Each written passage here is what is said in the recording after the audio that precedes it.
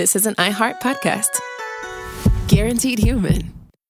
You're listening to a podcast, so you're doing something else too, like maybe scrolling home listings on Redfin, saving places you like without thinking you'll get them, because that's what house hunting has become. But Redfin isn't built for endless browsing. It's built to help you find and own a home. Redfin agents close twice as many deals as other agents, which means when you find a place you love, you've got a real shot at getting it.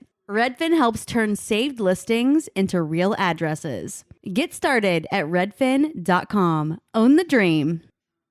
This is Julian Edelman from Games with Names. As a fellow dude, do you ever get that not so fresh feeling in your butt? That's because you're probably using the dry stuff to wipe. Wet, extra large, flushable dude wipes get what toilet paper leaves behind in your behind. You wouldn't clean the tail end of your truck with dry paper towels. So why would you wipe with dry toilet paper? Wetter just cleans better. There are no more dingleberries, no more itch and irritation, just a deep, down the seam, confident clean. So don't fumble the ball with toilet paper. Stop being an a-hole to your b-hole.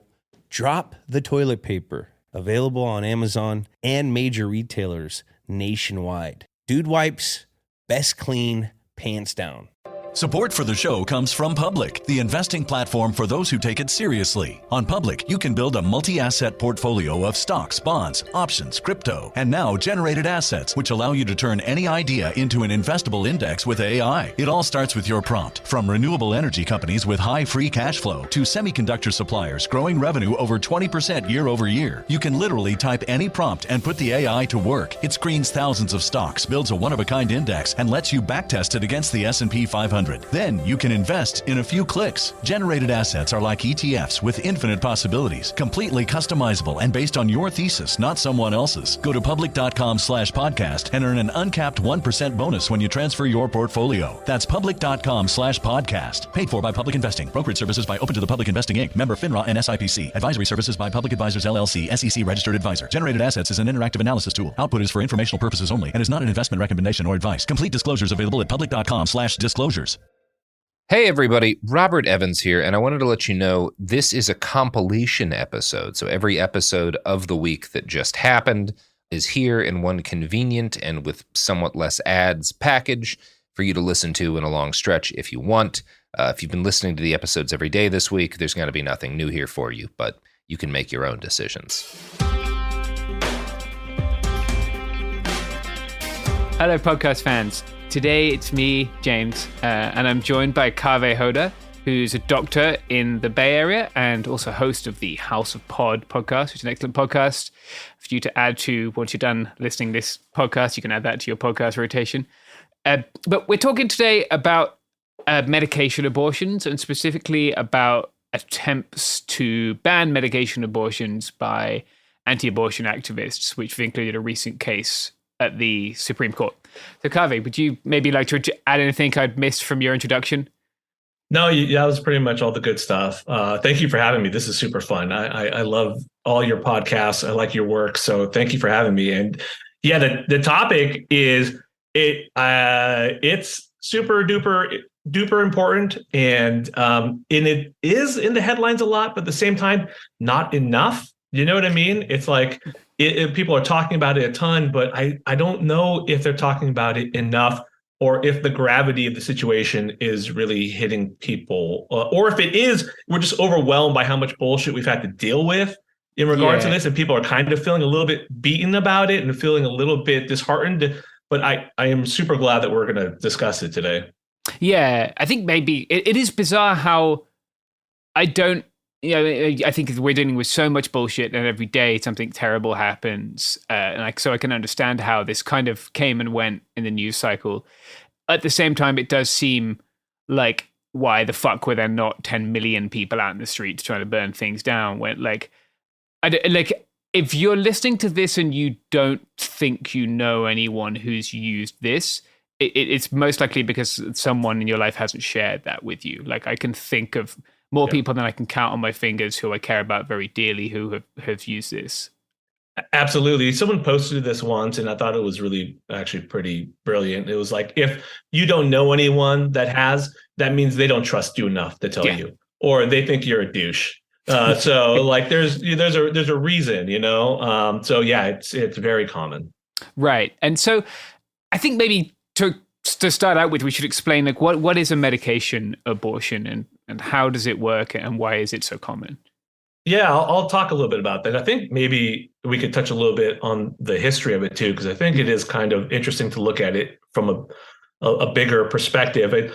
Medication abortions, they account for more than half of all abortions nationwide. It's usually done. There are a couple different ways of doing it, but the most common one by far is a 2-drug combination, mifepristone and misoprostol. And these are the ones that are used generally in the United States and in other countries as well. You can use misoprostol alone, but it's just not as effective as these 2 drugs together. Mifepristone blocks progesterone, and what that is, it's a hormone that you need to make the pregnancy happen. It makes the uterus a hospitable place for it to occur. And we'll talk a little bit, I think, about the mifepristone.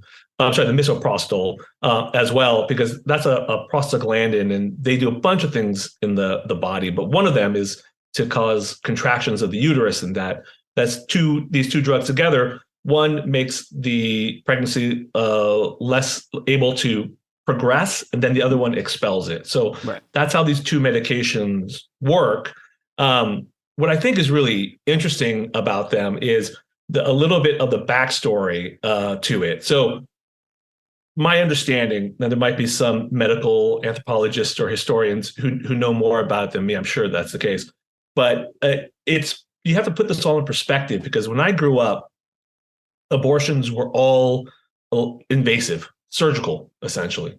And it was you had to have it done in a very specific manner. Now we have the opportunity and the option to do it in a much, I think, safer, controlled, less traumatic way. And it kind of started in Brazil, because in Brazil, I know because it doesn't make sense, right? But abortion is illegal there, as you might imagine. Yeah. And women there, like women in any place, are going to look for ways to have abortions if they want or need one. And one of the things they would do is they'd basically go to like a drugstore or a pharmacy, and they would look for medications that said, beware, this could cause abortions. Shit. That's one of the ways this all started. One of those was misoprostol, that medication I mentioned. That's a prostaglandin. Again, prostaglandins do a lot of things. I'm a GI doctor by trade, and from my perspective, they're also used for treatment of ulcers. Not really something we go to that much for anymore, but there are other uses for it. And so they found that it could cause these contractions of the uterus, and they would use it there for that purpose. The French were actually the ones that worked on mifepristone, or RU486, and that's the one that blocks the progesterone and stops the pregnancy from progressing. So the background, I think, is really interesting, and how far it's come during this time. How it started with our use here to how it changed during COVID, I think is a really fascinating thing, and where we're at now with these medications. I can't. We're going to talk about it. I'm sorry, I don't want to jump ahead, but I'm just I'm so upset, and I know I should be at this point in my life much more used to like these weirdly cynical BS moves of a Republican judge or whatever, promoting this as being a safety issue. I know I shouldn't be surprised and upset by it, but I am. And that's the part that really bothers me right now, is the argument they're using against it is so bullshit and cynical that I don't think enough people are talking about it. No, it is like, I'm the same way. Like, I should be, a lot of my work has been border reporting, and like I should by now be like, no, I shouldn't, because those people are fucking terrible. Like, there's a group of journalists who just seem to have lost their capacity to care for other human beings and can report on human suffering without taking any toll on their on their personal mental health. And they congregate on various Facebook groups and in bars and expensive hotels all around the world. And I don't like that. But like, similarly, a number of conservatives are the wrong word. Like, anti-immigration states used Title 42. They sued to keep Title 42, right? Citing the risk of COVID-19 from migrants crossing our borders. And these are the same fucking people who have been like, we don't want to wear masks. We shouldn't have vaccine mandates. Like, it is infuriating that they can't just be like, yeah, I don't think you should have the right to bodily autonomy, and I don't care how I get there, so I'm just going to use this troll-ass methodology. It bothers me that there were doctors involved in this case, the court case, and it does bother me that there are doctors that are fighting this. I mean, I get it. If not every doctor wants to do an abortion, I totally understand that. But to not stand for a woman's autonomy over her own body is the part that I can't get. I mean, it's like, I'm not an ethicist by any means, but that's like the bare minimum. Is like, you're supposed to believe in someone's autonomy over themselves. And the fact that it's being removed piece by piece, it should be bothering doctors who are supposed to be following ethics. You know what I mean? So I'm also a little bit from that end. I'm mad at our own people. I'm mad at doctors. And I am on my little echo chamber in Twitter where there's lots of doctors who feel the same way I do. And I hear from them. But I know it's kind of there alone. I'm not hearing it from other doctors out in the real world, and not enough, at least. Yeah, because we should explain a little bit that, like, the original case, the complainants were doctors, right, who were claiming that they were having to treat complications that arose from medication abortion. Is that right? Yeah, they were part of it. I don't know how big a part of it, or if they were just used because they're like, a lot of times people, for good or bad reasons, will bring a doctor out in a white coat at like a press conference, which is like, like we're just wearing white coats all the time, and just the sound in the background and sort of add some sort of weight to the argument. And so I don't know how much of it was that in this situation, but I mean, the argument that they're making that these medications are not safe, it's a silly argument. I mean, we know that the mortality rate for medical abortion is less dramatically than the mortality rate for childbirth. And that changes too, depending on if you're like a white woman in a wealthy neighborhood or a black woman. There's different mortality rates, but pretty much across the board, it's going to be safer. I mean, the chance of a serious complication is there. It can happen. Any medication, it can happen. Penicillin, it can happen. Higher rates, by the way. Viagra. When Viagra came out, the first year it came out, there was about 550 deaths from Viagra. I mean, granted, they had cardiovascular problems the patients had, whatever, but still, it's not without risk. You don't see any judge from Texas, coming out to talk about Viagra being an issue. No, I think you're right to highlight that, like, being pregnant is also a risk, and a much greater risk in many cases, especially, like you said, because of these different intersectional things which can make it a greater risk for some people. So I would love to talk about why these became more popular is the wrong word, but maybe more widely used to facilitate abortions during COVID, because that's super interesting. Yeah. So the long and the short of it is when they first started doing these tests, when they first started doing these medication abortions, there was a bit of a process that had to go into it. Like, doctors were worried. I mean, we're always conservative. Doctors are always conservative. We always start with like probably more than is absolutely necessary. And then over time, we do enough research, we get enough like evidence behind us that we can peel back parts of it. So when it first started, people wanted ultrasounds, lab tests, make sure that people weren't anemic or didn't have a risk of bleeding. They wanted to make sure the liver were okay. Labs probably weren't totally necessary. The ultrasound, I think, scared people a lot, or people really wanted there always to be an ultrasound just to make sure there wasn't like an ectopic pregnancy or a pregnancy where it doesn't occur where it's supposed to, outside of where we expect it to. And those can be dangerous. And if you do take these medications, obviously you're going to be a bit more of a risk if you don't if you don't know that's an ectopic pregnancy. So there was a lot of things that people had to do back then. Things started to peel away slowly. Like, doctors were starting to be like, all right, do I really need to get a liver test if I'm going to give this patient a medication abortion? And those tests started to peel off slowly. And then when COVID happened, basically people weren't able to go to the doctor as much or as easily. There weren't doctor offices that were open. It was harder for people to get to in the beginning, and it only got harder with COVID.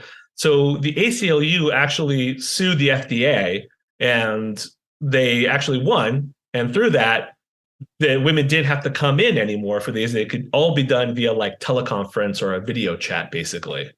Okay. So, which is a big game changer. Yeah. That facility, that makes it much easier. And so it used to be the case, at least, that you could get these things in the mail, right? Presumably after some kind of teleconference or video chat. Yeah. Is that still the case in states where there isn't like the strictest kind of abortion ban, or is it universal? No, it's my understanding it's still, as of now, possible. It's still available. You're supposed to be able to do it. I think we're going to find that it's becoming more difficult. We're already seeing cases. They've been highlighted on social media. How often they're happening now, I don't know. But we see cases now of, a pharmacist not fulfilling medical abortion pills. And in the comment section, when you look at why not, they're saying because it's now banned by a federal judge.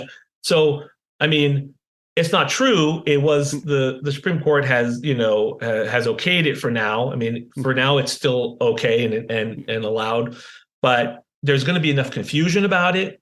There's going to be enough worry about it that people are going to have a harder time doing it, getting it, or even finding, people that are willing to do it at this point. There's probably a lot of concern from patients and medical providers. So, even though it is technically still allowed, I don't know for how long, I am worried. And also, I don't know if this has really hindered, people being able to access this. I think it probably is. Yeah, it certainly hasn't made it smoother, as you said, right? Like it only takes, one person to have a delay of a number of weeks or whatever, and it might not be an option, or it might not be as safe. How do you know how far along these medication abortions are like generally advised? The medication abortions are considered safe in the second, and I think even in parts of the third trimester. Okay. But generally, after the first trimester is when it's considered a little bit more dangerous, and most medical professionals would want you to come in to have it done. So, that's my understanding. I'm not an OB-GYN. I should make that clear. Yeah. But I think for the most part, within the first trimester, people generally consider that something that's manageable at home. Outside of that, I think you're probably more likely to have the medical professional want you to come in and see them. Yeah, that makes sense. And in some states, that's going to be a lot harder, if not impossible. Or countries, or like, I know, for instance, I've come across groups in Myanmar with distributing these drugs. Like abortion has been illegal there more or less since British colonial rule. So it's like since it was united as a sort of state, not really a nation. It's been illegal. They've sort of made some moves towards it being less illegal, and then obviously with the coup, it's become more illegal again. And people there was a website up in 2021 about how they facilitated mutual aid distribution of it, which I found super interesting.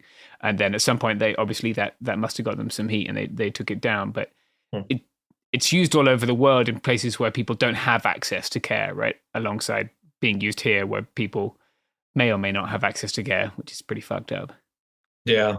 It's funny that we're comparing ourselves. It's you would think in 2023 we wouldn't be looking to other countries to guide us at this point. Hopefully we would have figured this out by ourselves after everything. But it's funny. You look at the historical. You look at it from a global perspective. It is interesting. It's really a global effort to try and get these medications out to people. One of the major companies that sends these pills and mails these pills is in Europe, and they try to get them to other countries. It is sort of a global effort at this point to try, which is kind of cool. That's one good thing about this. It shows you that most of the world seems to be on board with this, whether or not governments are or not. I hear 80% here in the United States is is for it. I mean, I think that sounds about right, and the fact that there's so many people in the country and in the world trying to figure out ways to get these medications to people, that's one, I guess, sort of reaffirming thing about this. It's impressive to see people just doing grassroots mutual aid. One thing that was very popular around the time of the Dobbs decision, a lot of people were showing these videos on do-it-yourself abortion pills or like homemade. I think it was misoprostol. It may have been both. It may have been mifepristone as well. Obviously, like, this is empowering, and like we want people to be empowered to make decisions about their own body. But perhaps you could explain why, like, it's also suboptimal.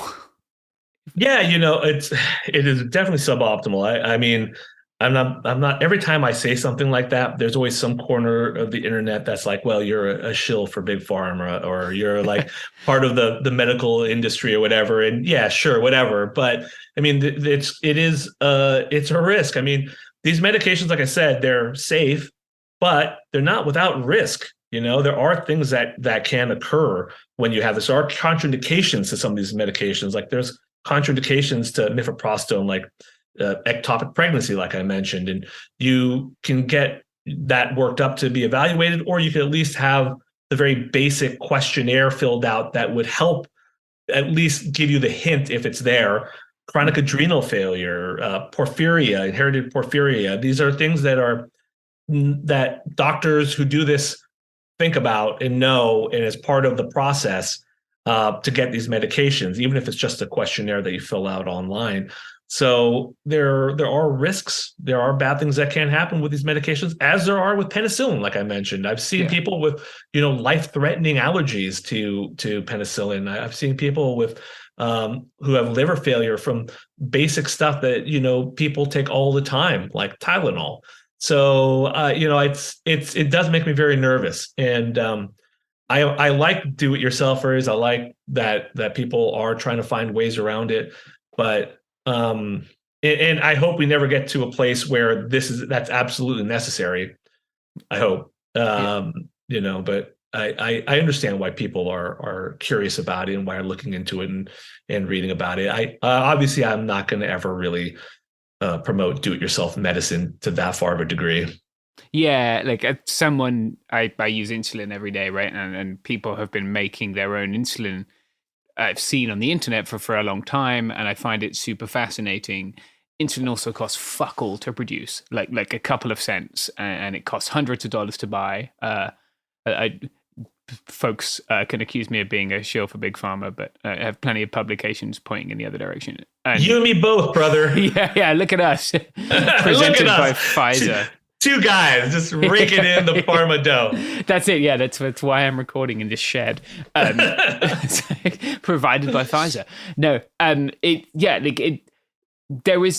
these things are not expensive to make. They shouldn't be expensive to buy, and they can be had extremely safely. And the things that are stopping you from accessing them cheaply and safely and easily are politicians and also pharmaceutical companies sometimes. That's the funny thing too, is that you think for like these right wingers are always talking about like relaxing regulations and whatever. It's like, I wonder if they recognize that on some level, what this is doing is it's just going to impinge on, quote unquote, innovation in pharma. Like if you're a farm company and you're thinking about some medication that could be used for this, or you're thinking about creating a new medication for something that could in the slightest way be deemed inappropriate by some judge somewhere, and then if they're making the decision, not the FDA, like if you're a farm industry, you may be like, screw it, I'm not going to worry about that medication at all. If nothing else, this is going to cut back on innovation in pharmacy. Yeah, like anything with a contraindication for being pregnant would be vulnerable to this, right? We should probably explain that the use of mifepristone as an abortion drug was approved by the FDA in an expedited process, right? And that was what was being challenged. Can you explain why, although it's faster, that doesn't mean it's any less thorough? In my understanding, I might be wrong. The FDA went like, yeah, fuck it, let's give it a try, see what happens.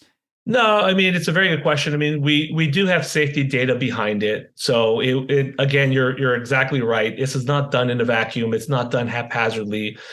I mean, there still always is a pretty strict process to go through for these medications.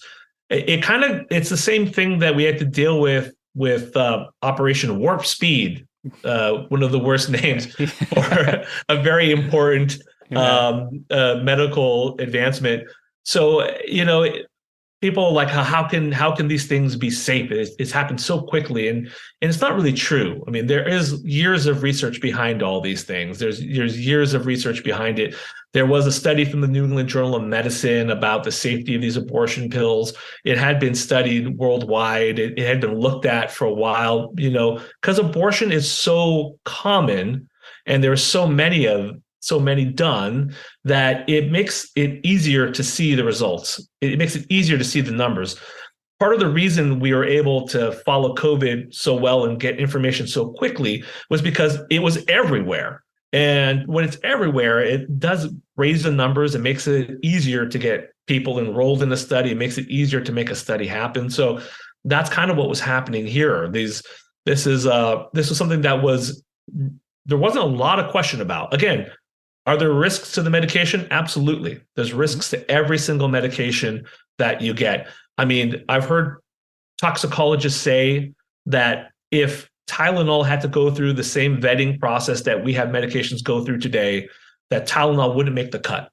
Oh, wow. And as a liver specialist myself, I can attest to that. I mean, Tylenol is a great medication if it's used correctly, but I've also seen it cause a lot of liver failure. It's a very common cause of it. So there's a pretty strict, and there always is a pretty strict method to the FDA when it comes to this sort of thing. It's not done haphazardly.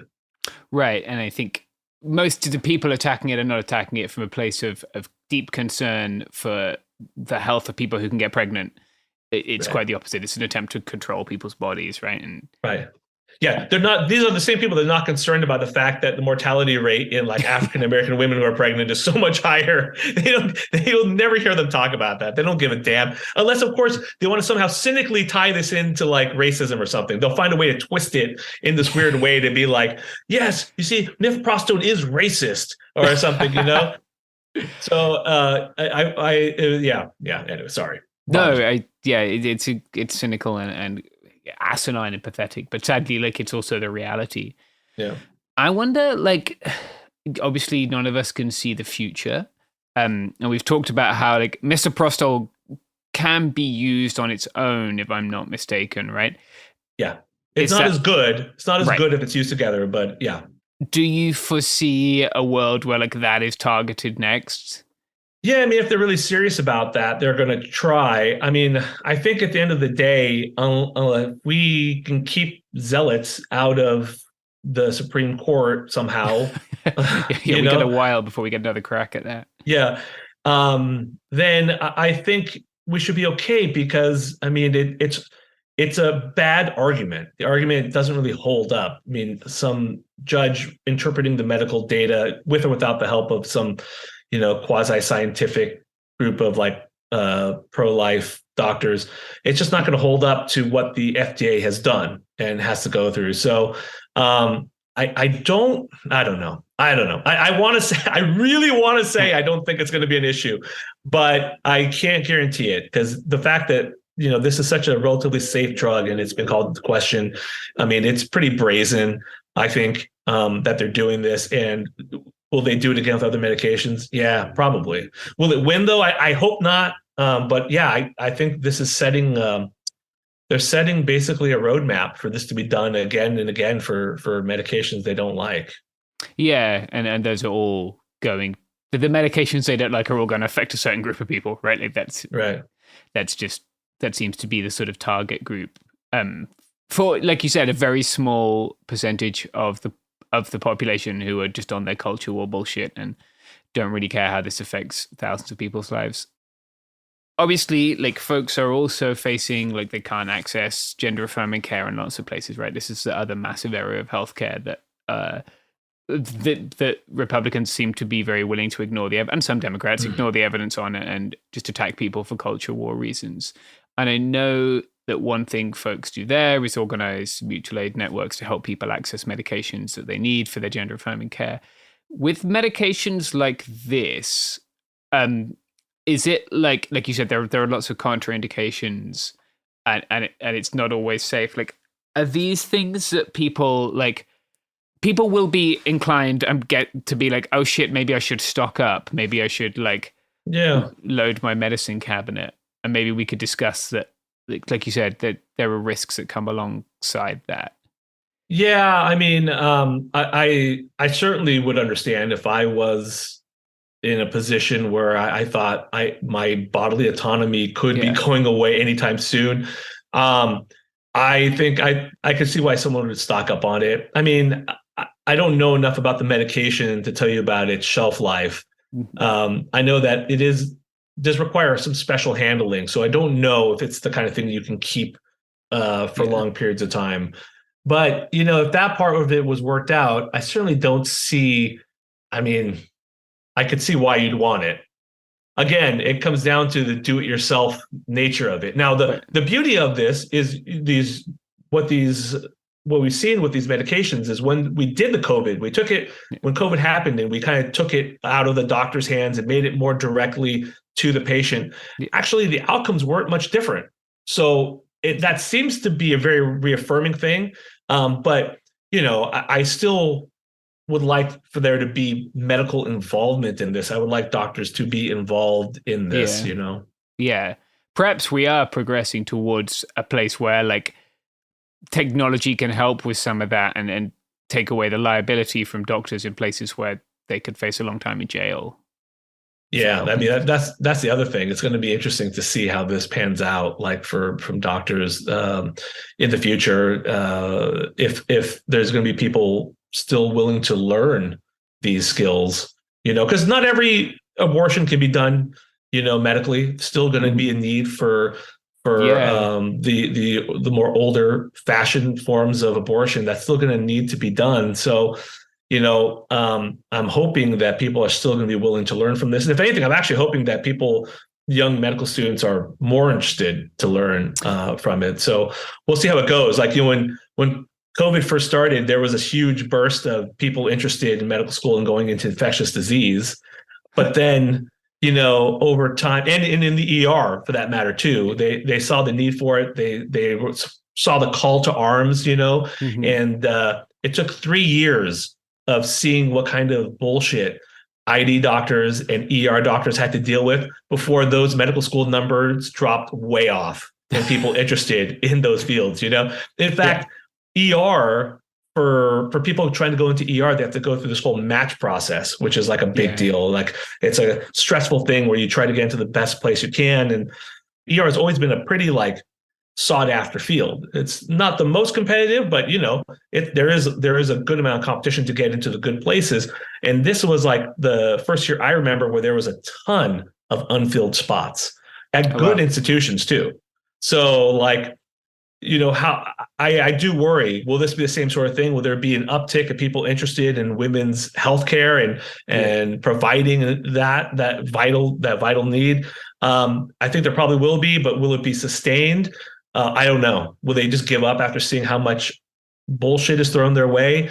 It's totally feasible. Yeah, I mean, if you're looking, it has to be an ideology. My sister is an OBGYN, and my sister doesn't live in the United States, so doesn't have to deal with any of this bullshit. And so but very much enjoys her job and is very passionate about it. But I can see how doing it here, it would have to be almost a political ideological commitment as well. You can't practice your career in half the states.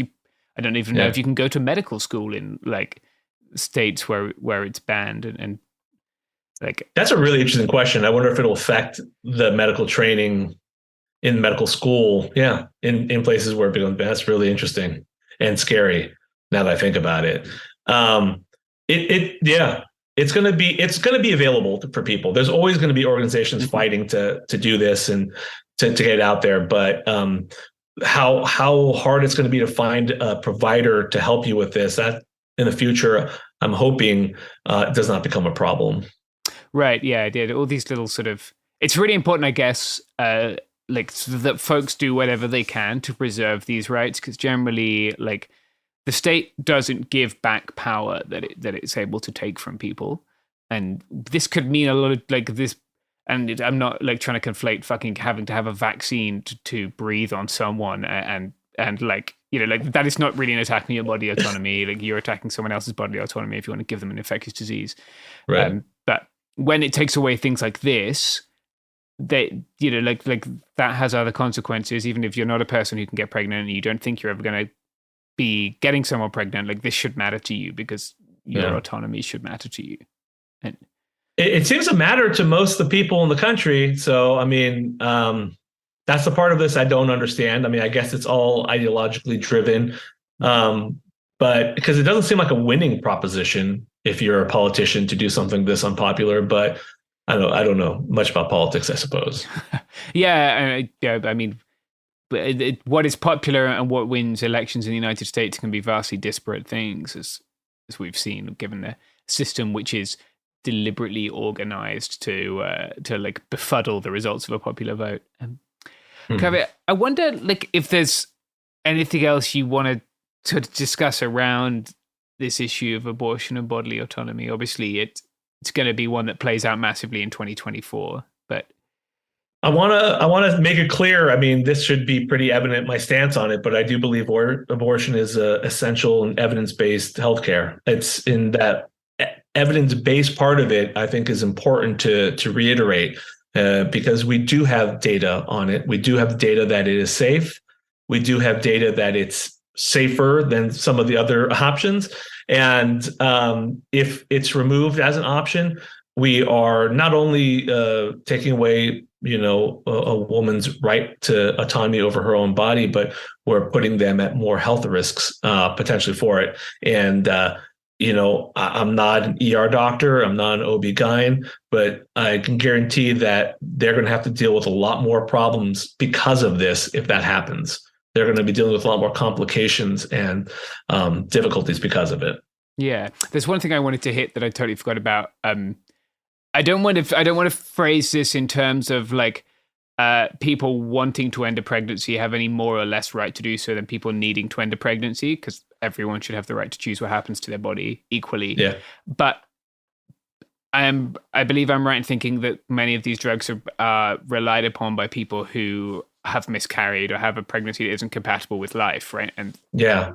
I mean, the horror stories about women that are forced to carry, you know, babies to term that are not compatible with life, or you know, a severe critical illness.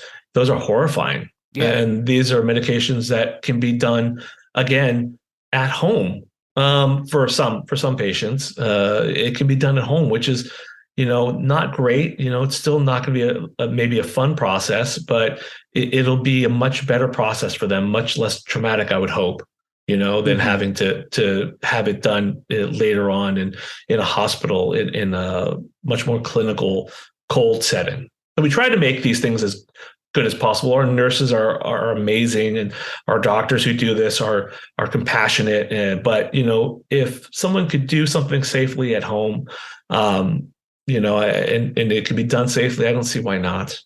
Yeah, in the dignity and privacy of your own setting, wherever you choose, your home or, you know, whatever with your family, then as opposed to being forced to carry a baby which isn't compatible with life, like that's got to really fuck you up. And it's, I don't know. I don't think people are thinking about what they're doing to other people when they make these I don't know, horrible decisions. But I hope they don't get to keep making them, I guess.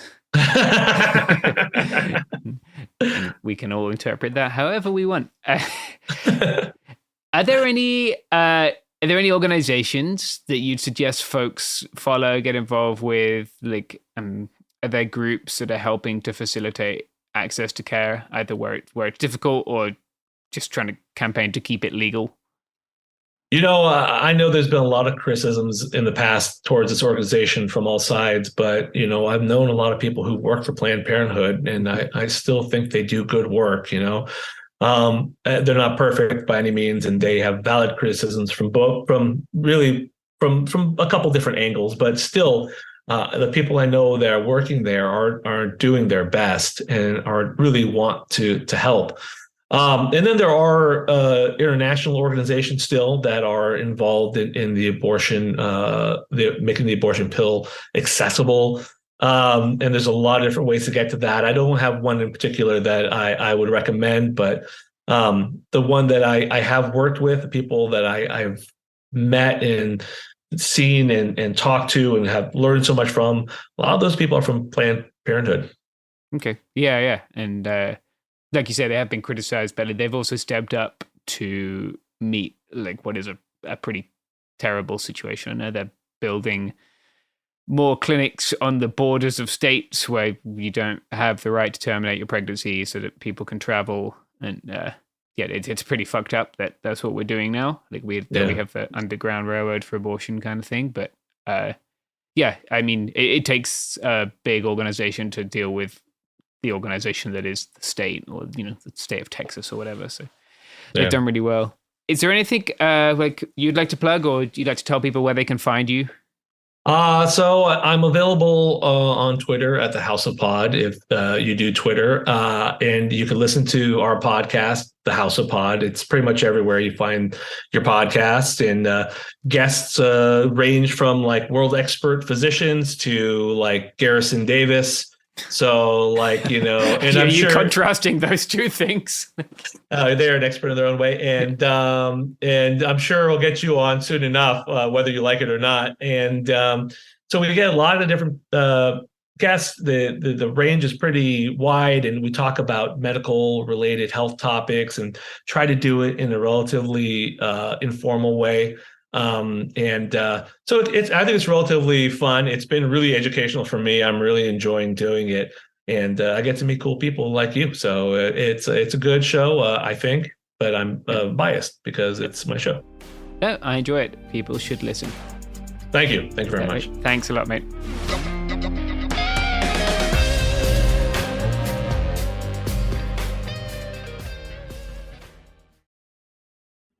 Let's talk about modern home shopping. It's sort of become a fun side hobby, right? Scrolling listings at night, dreaming about kitchens you've never seen, or backyards you haven't even stepped foot in, all from the comfort of pretty much anywhere. Redfin knows a lot of people like you want to own, but are stuck in this browsing mode loop. That's where Redfin flips the script. With listings that update within minutes and tours you can book right from the Redfin app, you can see your dream home the moment it appears. Now, liking a listing is easy, but actually landing it, that's where Redfin comes in. Redfin has over 2,200 agents with local expertise. And Redfin agents close twice as many deals as other agents. That means they want to help you win, not just window shop. Redfin is built to help you go from just looking to wait, this could actually be home. So become the newest neighbor on the block. Visit redfin.com to start finding and start owning. That's redfin.com. Support for the show comes from Public, the investing platform for those who take it seriously. On Public, you can build a multi-asset portfolio of stocks, bonds, options, crypto, and now generated assets, which allow you to turn any idea into an investable index with AI. It all starts with your prompt. From renewable energy companies with high free cash flow to semiconductor suppliers growing revenue over 20% year over year, you can literally type any prompt and put the AI to work. It screens thousands of stocks, builds a one-of-a-kind index, and lets you backtest it against the S&P 500. Then you can invest in a few clicks. Generated assets are like ETFs with infinite possibilities, completely customizable and based on your thesis, not someone else's. Go to public.com/podcast and earn an uncapped 1% bonus when you transfer your portfolio. That's public.com/podcast. Paid for by Public Investing. Brokerage services by Open to the Public Investing Inc. Member FINRA and SIPC. Advisory services by Public Advisors LLC, SEC registered advisor. Generated assets is an interactive analysis tool. Output is for informational purposes only and is not an investment recommendation or advice. Complete disclosures available at public.com/disclosures. Time for a sofa upgrade? Introducing Anabay Sofas, where designer style meets budget-friendly prices. Anabay brings you the ultimate in furniture innovation with a modular design that allows you to rearrange your space effortlessly. Perfect for both small and large spaces, Anabay is the only machine-washable sofa inside and out. Say goodbye to stains and messes with liquid and stain-resistant fabrics that make cleaning easy. Liquid simply slide right off. Designed for custom comfort, our high-resilience foam lets you choose between a sink-in feel or a supportive memory foam blend. Plus, our pet-friendly, stain-resistant fabrics ensure your sofa stays beautiful for years. Don't compromise quality for price. Visit WashableSofas.com to upgrade your living space today. Sofas start at just $699 with no risk returns and a 30-day money-back guarantee. Get up to 60% off plus free shipping and free returns. Shop now at WashableSofas.com. Offers are subject to change and certain restrictions may apply.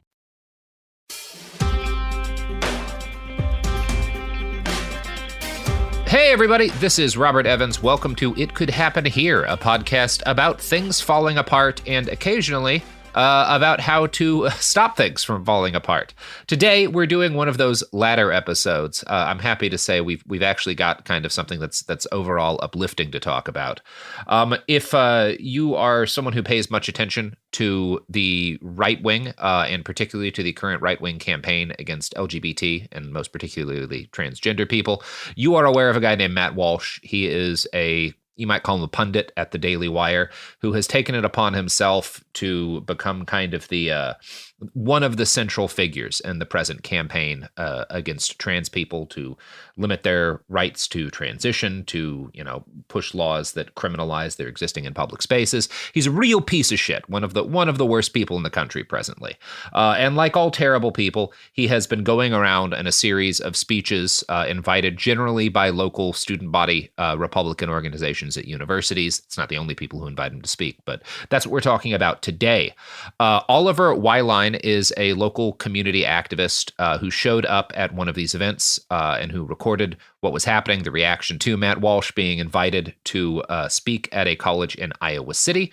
Oliver, welcome to the program first off. Yeah, thank you so much for having me on.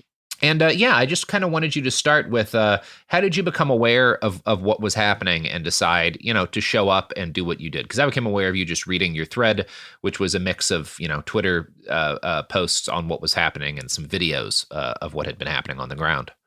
Yeah, so I am a townie here in Iowa City. I'm not a student, but I have, I'm very close both physically and, just personally with lots of activists on campus at Iowa City, lots of young activists, particularly organizations like the YDSA. They have a couple immigrants' rights associations, some LGBTQIA associations and everything. So when this was made public that the YAF, the Young Americans Foundation, that's what it stands for, right? I think. But they announced that Matt Walsh was indeed going to be speaking in April. And of course, lots of people just started sending me things like, wow, I can't believe these motherfuckers are bringing Matt Walsh out of everybody, even though it wasn't very surprising because they love to have, the YAF here loves to bring people to speak that are objectively terrible people. They just recently had Alan West. Great. Yeah. I'm sure you know all about him. Oh, no. Yeah. He's playing the hits with Alan Dubs. Yep. So, yeah, the reaction was, just kind of like a general, we should do something about this, that Matt Walsh has come to campus or is going to come to campus. So, there was lots of flyering campaigns, lots of calls online. There was a petition circulating trying to get the university to not allow Matt Walsh on campus. But here in Iowa, the Board of Regents is all just appointed by a Republican governor, Kim Reynolds. So, there's no way that they would do that. And so that's how everybody found out about it. And, it was just a lot of the YAF would put up flyers and then they would instantly get torn down and they would cry about it. That was a lot of the buildup to this event. Yeah. That's how I knew. And one of the things, I mean, the thing that, because obviously there are different right-wing shitheads speaking in various places and protests against them, every day that go a variety of ways. One of the reasons I was interested in what you had to say, and I think that this is a worthwhile one to talk to people about, is that I think the Young Americans Foundation kids who invited him wound up demoralized at the end of this. That was my take on this. This was not an event that seems to have gone well to them. So I want you to walk through kind of what happened that night, both in terms of what you saw from the folks showing up to see Walsh and what you saw kind of from the response to him. Yeah, I would say it's a fair assumption that the YAF people were demoralized after this. So the protest, it was last Wednesday, the 19th, and the protest was very, there was no leader. It was very decentralized, just lots of people showing up. And instantly when everybody showed up, like at 4:00 when the documentary was showing before Matt Walsh was going to speak, his, shitty documentary, What is a Woman, showed beforehand. Yeah. It was like a joyous occasion almost. People just were trickling in on the park right across the street from the IMU.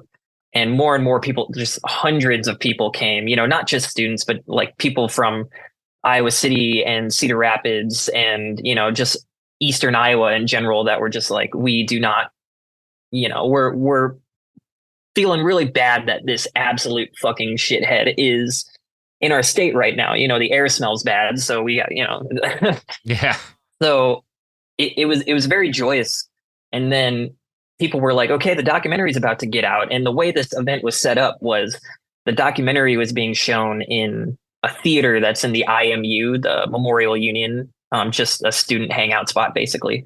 And then all the people that were in the documentary were going to then file into the main lounge, where he was speaking.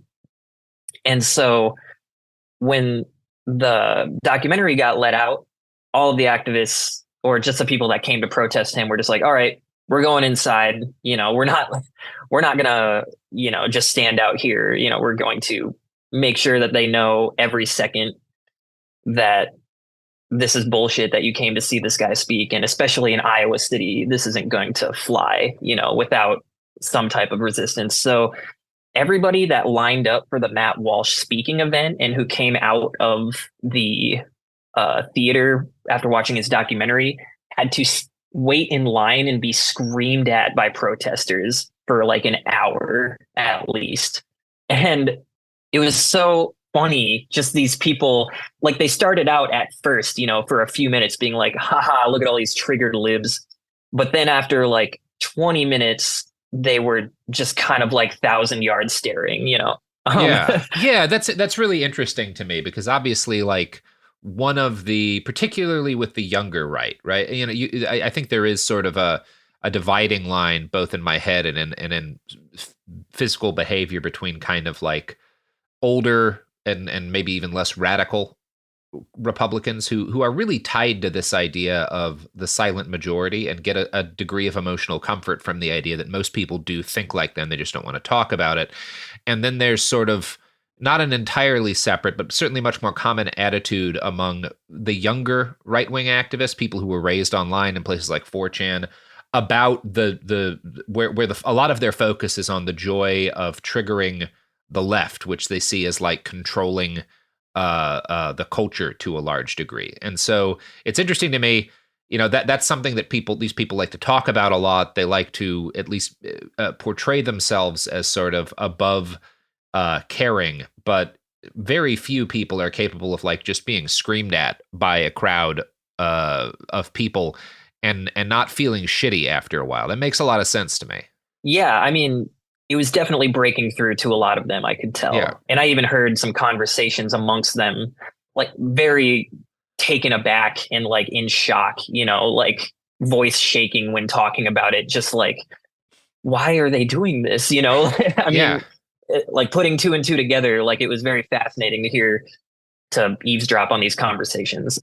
And it was a lot of that. And it was also, well, one thing that happened is, I don't know if they oversold tickets or just didn't track like how many people were going to be there, but half of the people that showed up to see Matt Walsh, I would estimate about half of them were not able to go see him.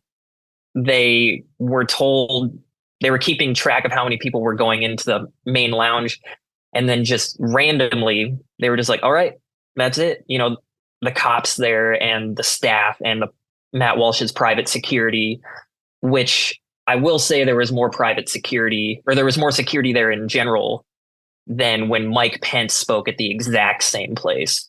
At least will more, say you know, that. obvious security. With Pence, you do More have to- obvious, yeah, more obvious security. Yeah. yeah. And, you know, they had bomb sniffing dogs and everything. Oh, wow. That's Like, interesting. Yep. Do you know how full the actual theater was? The YAF claims 700 people. Uh-huh. And what's capacity for them? I don't exactly know, Okay.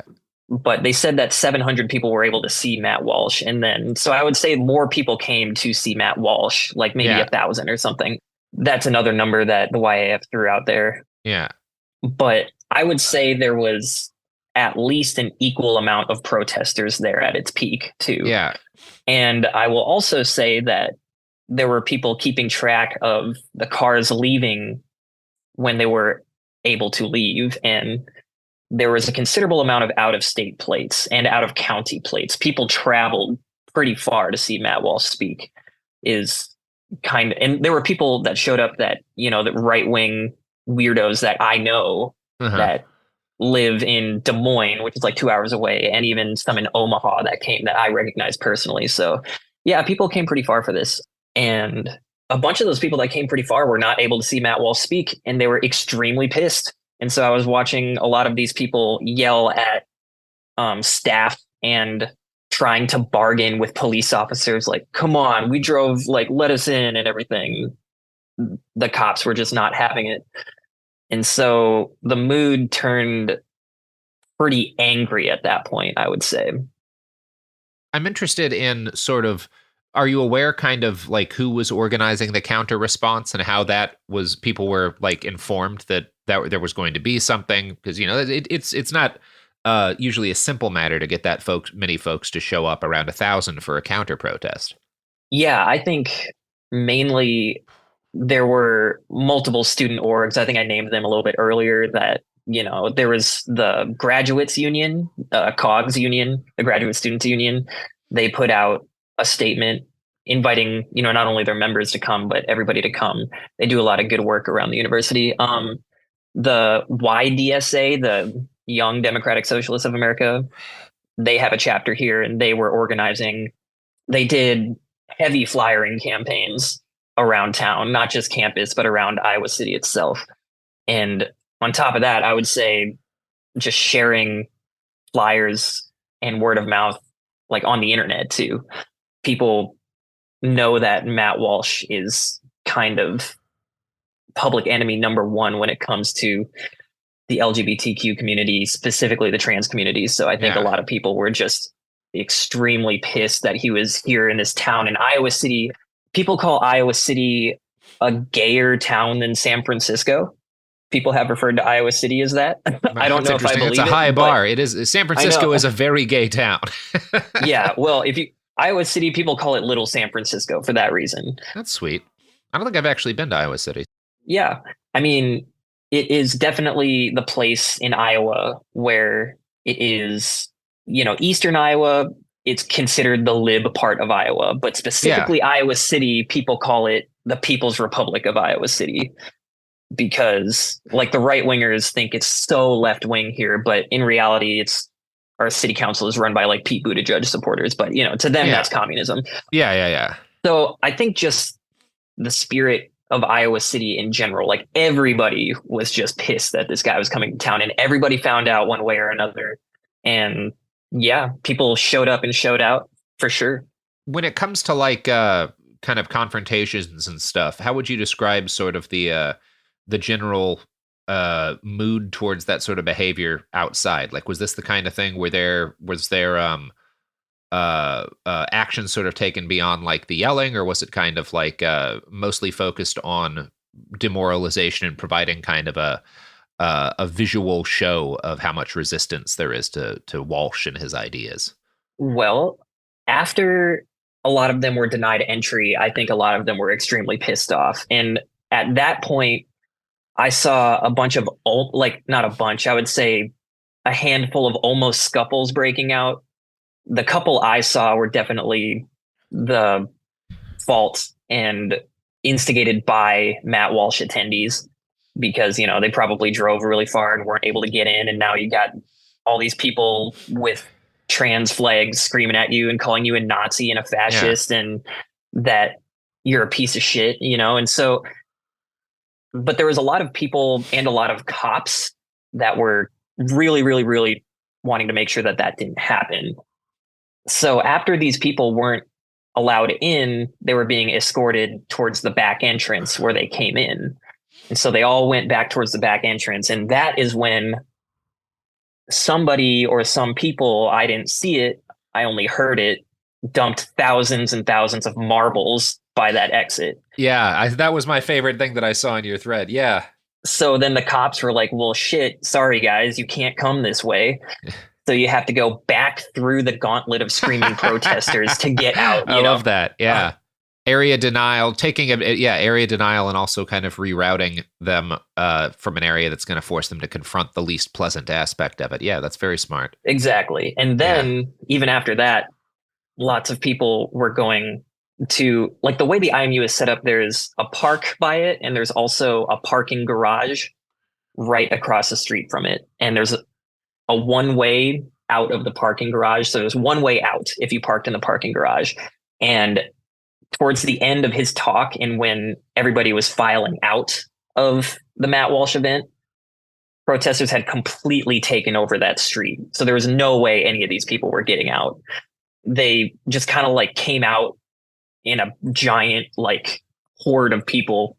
And then they slowly started realizing, since all these people were blocking the street and there was a pet band in the middle of the street playing, yeah, they were starting to understand that, oh shit, we're not going to be able to leave. So a lot of them were really mad about that. And they started going up to police officers and staff saying like, you got to get these people out of here. I'm trying to leave, and the cops, there's only like outside, I would say there was only like 7 police officers, and there was no way, like the cops tried to get people to move out of the street. They even put their hands on some people to try to move them, but then 40 more people would just get in the street. And so they realized that wasn't going to happen.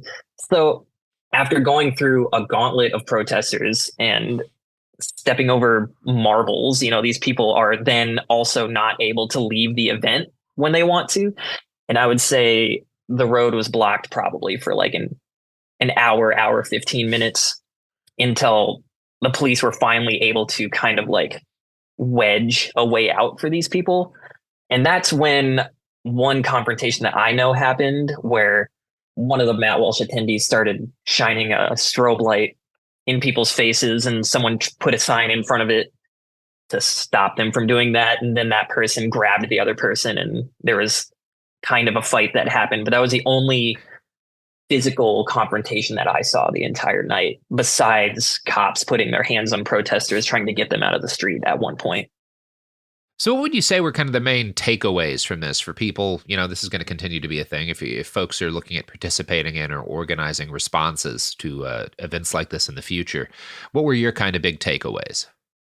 My takeaways is that marbles, obviously, great idea. Marbles, yes, marbles are a great idea, But also what I think is kind of worth taking from that is that like it's not enough. We often see this when like different tactics go viral. Don't like do the cargo cult version of it, right? The reason why the marbles were effective wasn't just that like it made an exit inaccessible. It's that because it was in a situation where it rerouted people back through that screaming gauntlet of counter protesters, which was demoralizing. So strategy is also like worth taking into account when you're adopting new tactics.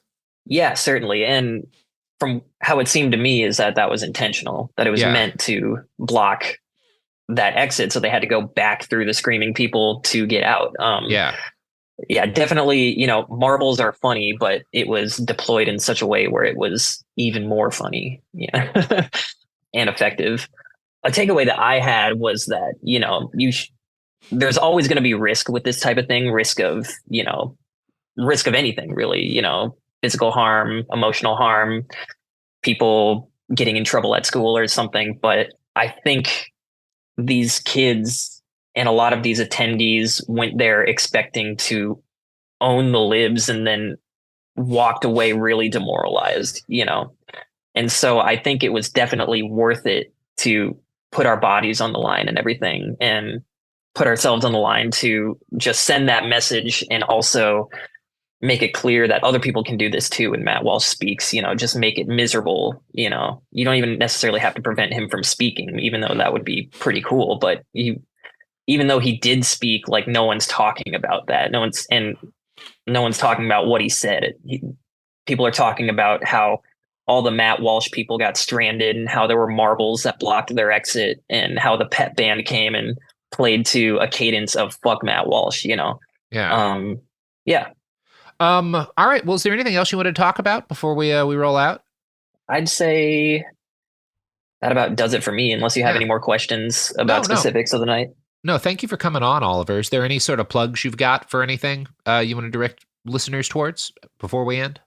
Yeah, there's an organization around here called Iowa Trans Mutual Aid that does a lot of really, really, really good work for people in the state of Iowa that currently is experiencing, like so much of the country, really, really, really bad anti-trans legislation. So if you find it in your heart or have the means to donate to such an Iowa Trans Mutual Aid, I really can't recommend it enough. Awesome. Well, thank you so much, Oliver. And a big thank you to everybody who showed up that night in Iowa City. That is it for us today. Everybody have a great rest of your day. All right. Thank you so much.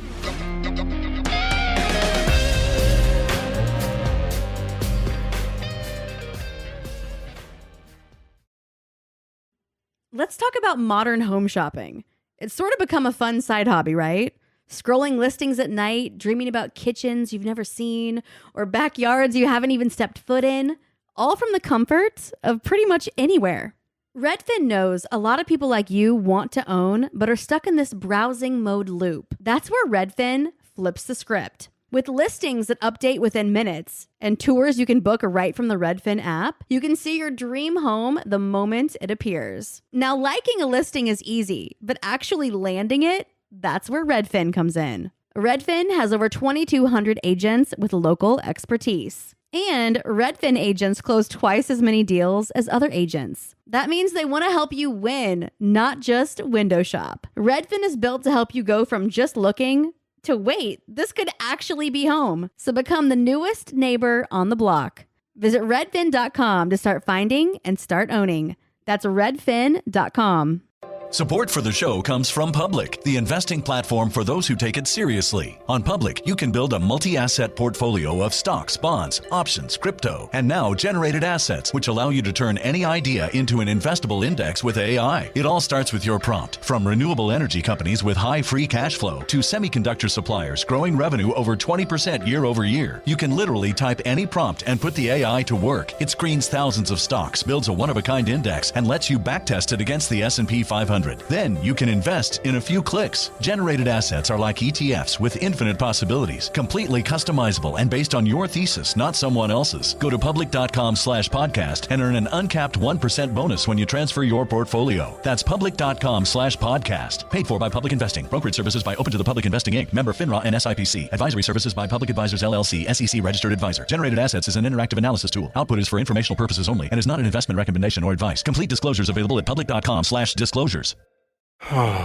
Sink into affordable luxury. Anabay is the only machine washable sofa, inside and out. With stain-resistant slip covers and a cloud-like frame duvet, everything goes right in the wash. Plus, the modular design lets you change the look of your space anytime. Visit WashableSofas.com to upgrade your home. Shop up to 60% off site-wide, with sofas starting at just $699 and a 30-day money-back guarantee. Shop now at WashableSofas.com. Offers are subject to change, and certain restrictions may apply.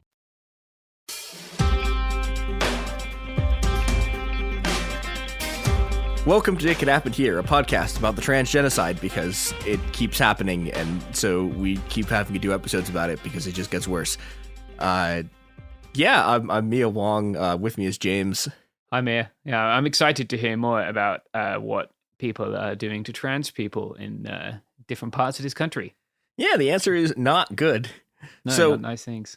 Okay, at about 5 a.m. this morning, I was watching a video from last year, And, they had this line about how, like, there's been 100 anti-trans bills in 2022 alone. And, like, oh boy, that is a quaint figure from a more civilized age. We are 3 months into 2020, and there's been 500 anti-trans bills across the country. that was a Freudian slip. We are 3 years into 2020, my friend. Oh, God. Yeah. 3 months You're not into wrong. 2023, that one...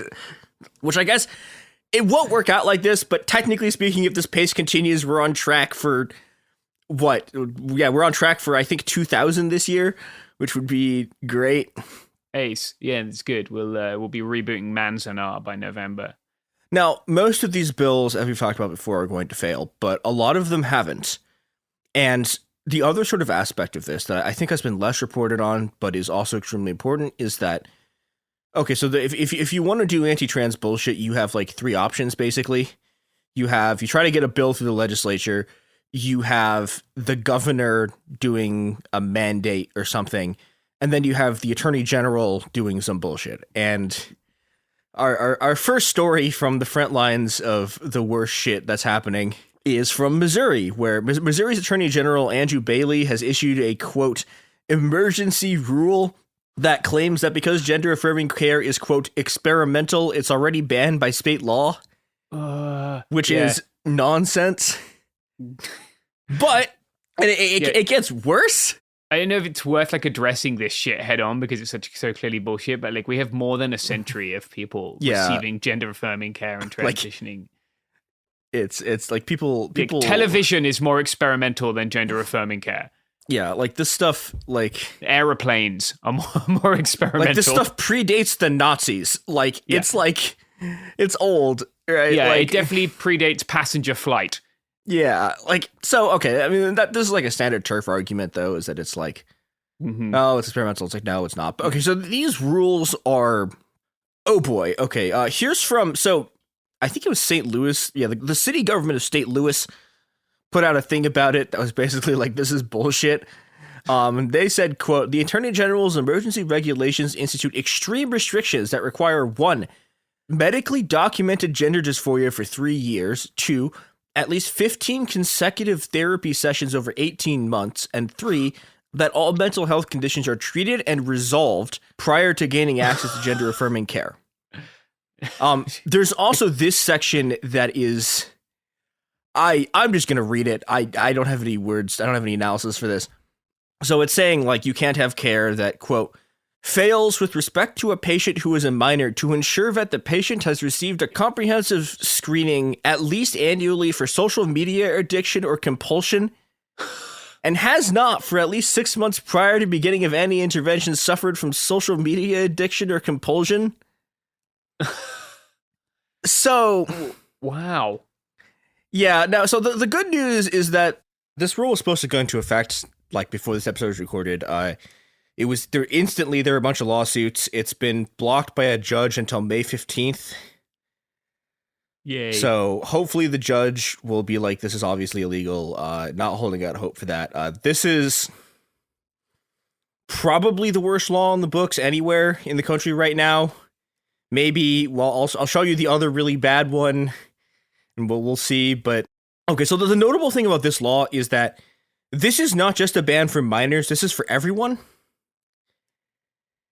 And, you know, there's lots of atrocious stuff in here, right? Like, if you have autism, for example, and there's a specific thing about screening for autism. If you have autism, you cannot transition. Jesus. And, you know, even you know, the other part of this, right? Even if you're like a 99-year-old on your fucking deathbed, you can't transition unless you fulfill all of these bullshit requirements. There's this, like, there's a social media compulsion thing, which is this sort of bizarre, like, social contagion bullshit that these people have been spreading for a long time. Yeah. Especially given, like, where the fuck do we think their trans panic comes from? It's because they logged onto Facebook and your racist Uncle Joey had posted something about, like, how Twitter is transing his niece's gender. Yeah, and, you know, and it's just, like, all of this stuff is very, like, we're getting into...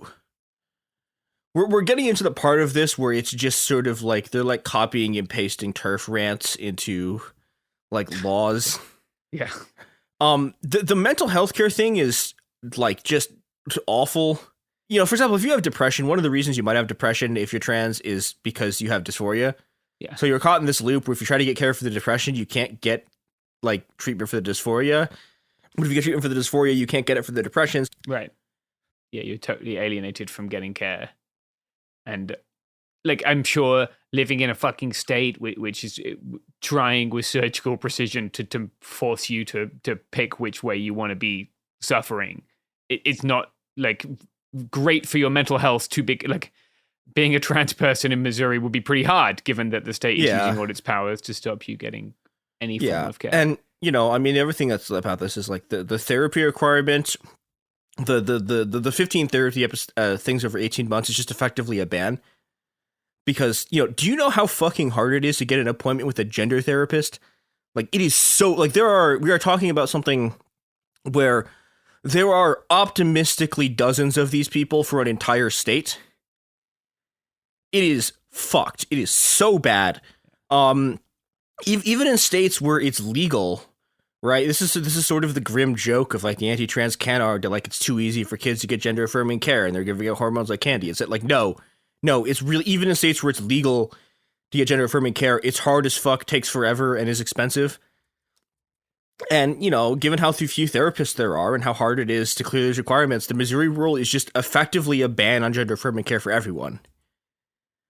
Now, it's been stayed for now, but this is really bad. People are fleeing the state. We're going to talk more about trans refugees later, that's an important topic. You know, basically every state that has passed one of these laws has refugees already. I personally know multiple people who fled multiple states. Yeah. Me too. It's really fucking bad. It's also, you know, I mean, like it is genuinely important to make sure these people get support and make sure people have a way out. It's also not a solution because there's just going to be new trans kids born into these states. So yeah, we can't fix it by the existing trans people leaving. And like, obviously those people have their friends and their family and their community there. Like, we don't fix it by them going somewhere completely different. Yeah, so now we're going to move to the next state where shit's happening. That this one, I don't know. The stuff that's happening in Kansas is also like, okay, relative to the amount of media attention it's gotten, this is the worst thing that's happening. In absolute terms, it's unbelievably bad. Okay, so there's a bill in Kansas that people are calling a bathroom bill. And they're calling it that because bathroom bill is the terminology that they have. This is not a bathroom bill. We need to be very clear about this. This is way fucking worse than a bathroom bill. So this is a bill that what it does is, in the eyes of the state, it legally assigns you a gender by defining male and female in all state laws as, and I'm going to let the legislature take it from here. Women are those who, quote, whose biological reproductive system is developed to produce ova, and men are those, quote, whose biological reproductive system is developed to fertilize the ova of a female. Which, hey, Radfams, I hope you're fucking happy now. You've gotten the state to legally define your gender as based on your reproductive capacity. We've great done job. A speed run of the fucking, what's the thing where they all wear the bonnets? Yeah. And here's and it just intersex people cannot exist. Yeah, you're fucked. Kansas. It's worse. Okay, so again, here's KSNT, which is a news outlet in Kansas. In addition to restrooms, the legislation would define words like woman, man, mother, and father in areas like athletics, prisons or other detention facilities, domestic violence centers, rape crisis centers, locker rooms, and, quote, other areas where biology, safety, or privacy are implicated that could result in separate accommodations. Jesus Christ. Yeah, so supposedly this is going to be on a case-by-case basis, but, you know, like, this is going to lead to trans women being put in men's prisons where they will be raped and almost certainly will be raped, quite possibly will be killed, because that happens all the time. You know, this is, I mean, like, kicking trans women out of domestic violence centers and rape crisis centers when, you know, and this is going to happen, and, you know, similar, like, bullshit's going to happen to trans men. And also to non-binary people, who all of whom are abused and assaulted at rates that are fucking indescribable. I mean, there is also the bathroom bill shit, like the worst version of bathroom bill shit we've ever seen. And, you know, but also, so this is not the only one of these bills. We'll talk about the other one in Montana in a little bit. But because the Kansas Republicans are somehow even more cretinous than their colleagues in Montana, they have written the bill in such a way that, in the words of Pink News, quote, definitions outlined in the bill also state that a female is a person who produces ova, in other words, eggs, meaning cis women who are infertile and are unable to produce eggs could be barred from spaces under the legislation's legal terms. Likewise, cis men, I guess. Yeah, it's yeah, like, or like if you have like fucking had an accident, or you know, like, yeah. You know, and it's bullshit. Like, it pointing out the logical errors, it doesn't really work because that's not really the point, is it? Like their point is not to be like logically sound; it's to be cruel. Yeah, but I think there is something very important about this, which is that this is a very, very firm example of how the struggle for trans rights and sort of, you know, like trans bodily autonomy is intimately connected to the struggle with abortion rights. Because if you look at what's happened here, right? Republican lawmakers are literally defining women by their capacity to produce children for them. Yeah. So, you know, this is not like these are two very, very interconnected struggles, and the same people have the same absolutely dog shit, like horrific patriarchal politics in both of them. So, okay, so we're gonna leave Nebraska. Okay, so we've had two really grim stories in a row. We're gonna have one that's slightly less grim, which is Nebraska. So, okay, there has been a bill to ban gender-affirming care for minors, but it is being staved off basically single-handedly by the genuinely heroic efforts of state senators Megan Hunt and Michelle Kavanaugh, who have been filibustering literally every bill that goes through the state Senate to stop it from happening, which fucking rips. Yeah. And like, you know, okay, so basically the thing is like we will filibuster literally every single bill until they stop trying to push this ban through. And you know, this is the okay, so like there was a thing that happened in the early 2010s where in the US, like the big US Senate, right? They changed the rules about filibustering so that you don't actually have to stand there and talk for 8 hours. Yeah. Because they're fucking cowards and enormous pieces of shit. That is not true in Nebraska. If you want to filibuster a bill, you have to fucking stand up there and talk for 8 hours. And they have been doing this for months. Yeah. And it's holding. You know, basically, so the way filibuster works, right, is you can't, like in the Senate and then also in the state Senate, you can't stop someone from talking unless they, like during debate, you can't stop someone talking unless you get a 2/3 vote of the body for a motion of cloture. And so they've just been forcing him to do it for every single bill, and they don't have the votes in some of the bills. And so, yeah, you know, and the reason I think this is happening, you know, the reason that they've been doing this and not sort of just like doing bullshit like most of the Democrats. Well, partially it's because there's a Senate, and partially because Senator Hunt has a 12-year-old trans son. Yeah, which I saw that. Yeah, has given her, you know, a sort of urgency that's absent from Democrats in other states. Yeah, it's like not theoretical for her. Like it's her yeah, and I mean, like, this is one of the things that sucks about this, right? Is like it should not fall on, you know, like literally the rights of the children of an entire state are falling on like one mom and the few other Democrats who decided to take a stand with her, and that's fucked. That is nonsense. Like, it's... Yeah. It's great that she's doing it, but like... Yeah, what a but bullshit like, system this is... that Yeah, this results is in this. horrible. Yeah. Do you know what else is horrible? Is it the products and services that support our podcast? By FTC regulations, I don't think I can legally say that, but... No, we don't. No, it's not that. Yeah. And we're back. Okay, so now we're going to get to...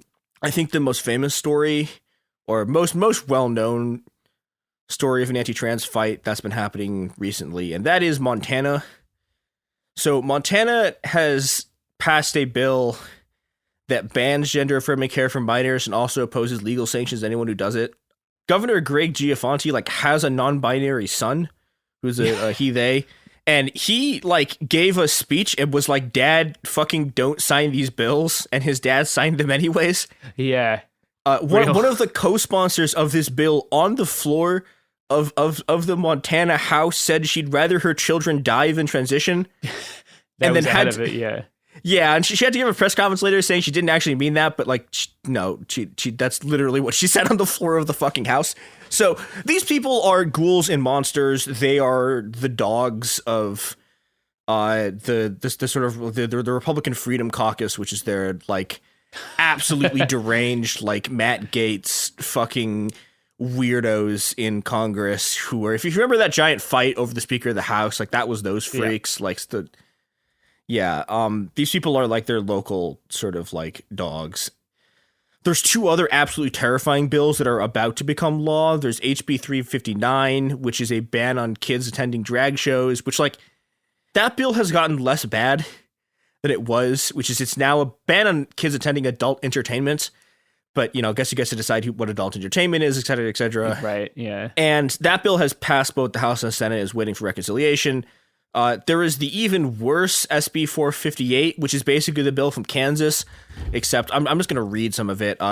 Female means a member of the human species who, under normal development, has produced XX chromosomes and produces or would produce relatively large and mobile gametes or eggs during her life cycle, and has a reproductive and endocrine system oriented around this production of gametes. An individual who would otherwise fall within this definition, but for a biological or genetic condition, is female.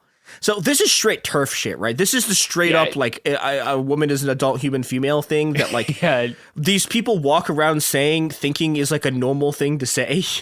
And thinking that it, like specifically the chromosomality thing, we know has been bullshit for a very long time. Yeah, right? I mean, it's nonsense. These people don't understand biology. Yeah, sorry.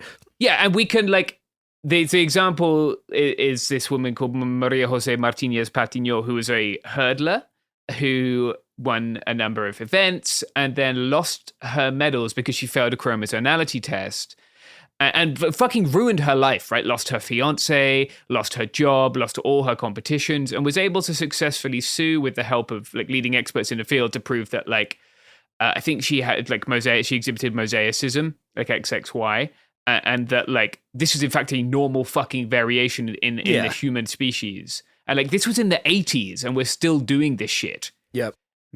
Her papers are really good, by the way. She's a professor of philosophy now. Oh, cool. Yeah. She's great. I've spoken to her a few times, but rare W. Yeah, but like these people are doing, you know, like they are, you know, this bill legally writes trans people out of existence. And it is, again, another one of these gender bureaucrat things where the state is legally defining what gender you are.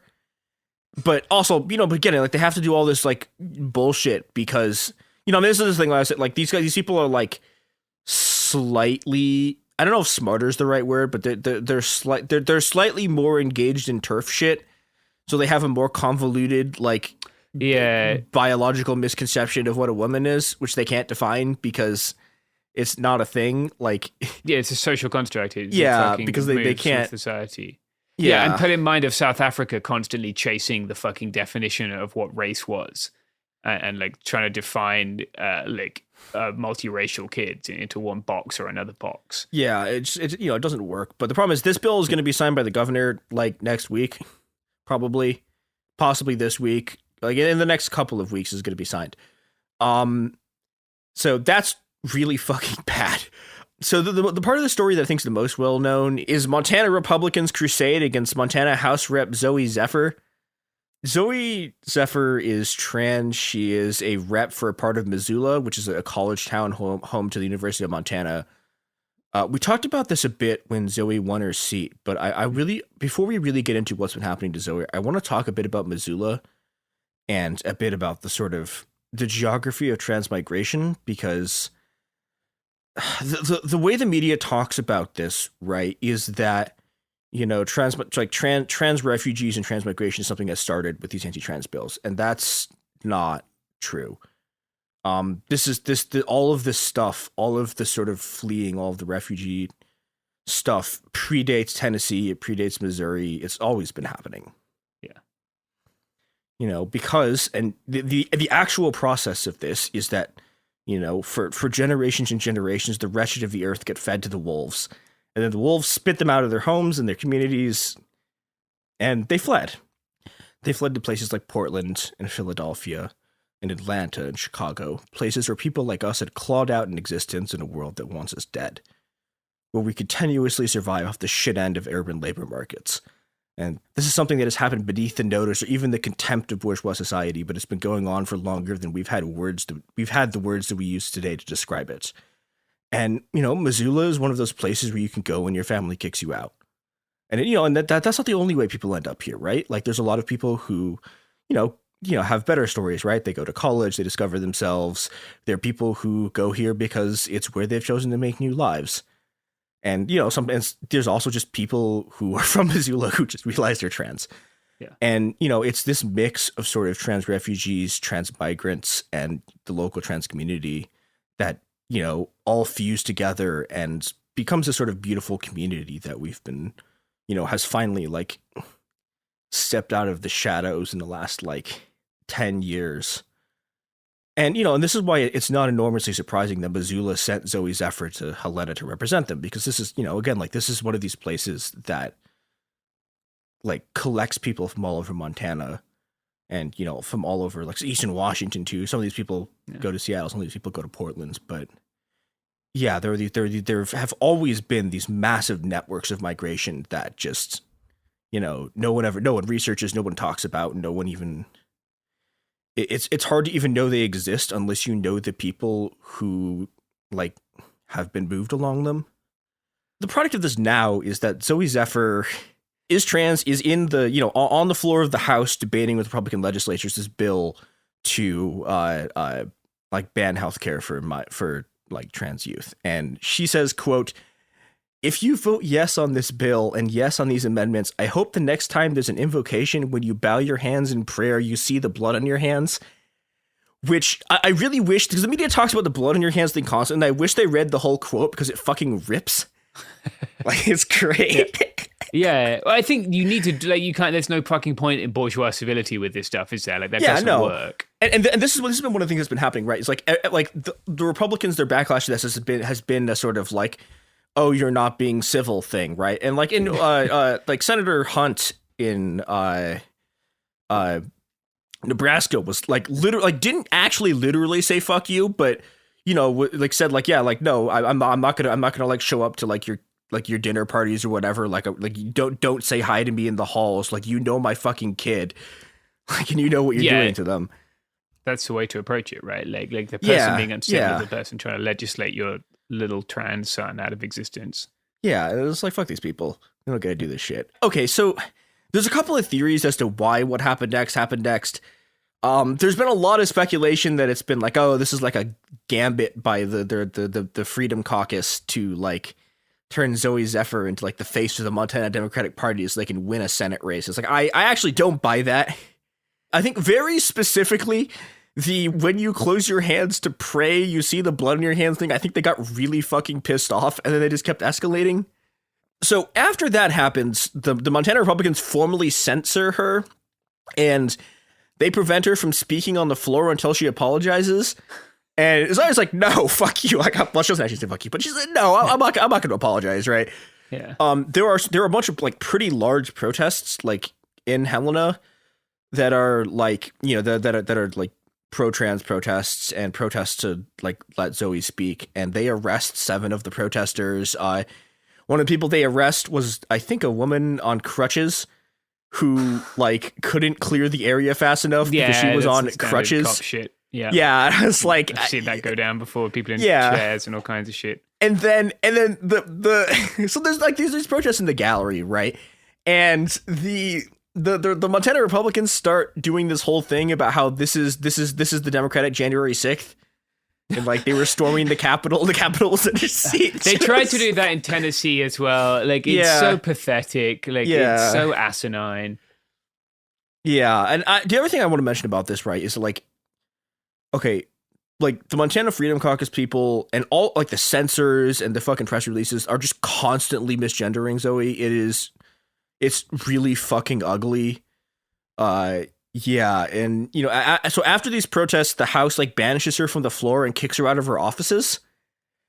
And so she shows up to work from a bench outside the chambers where like legally they can't kick her out of, but then like I mean, this is an ongoing saga, right? Like this morning she showed up and there were like 3 really old white women sitting on the bench. Speaker of the House's mum.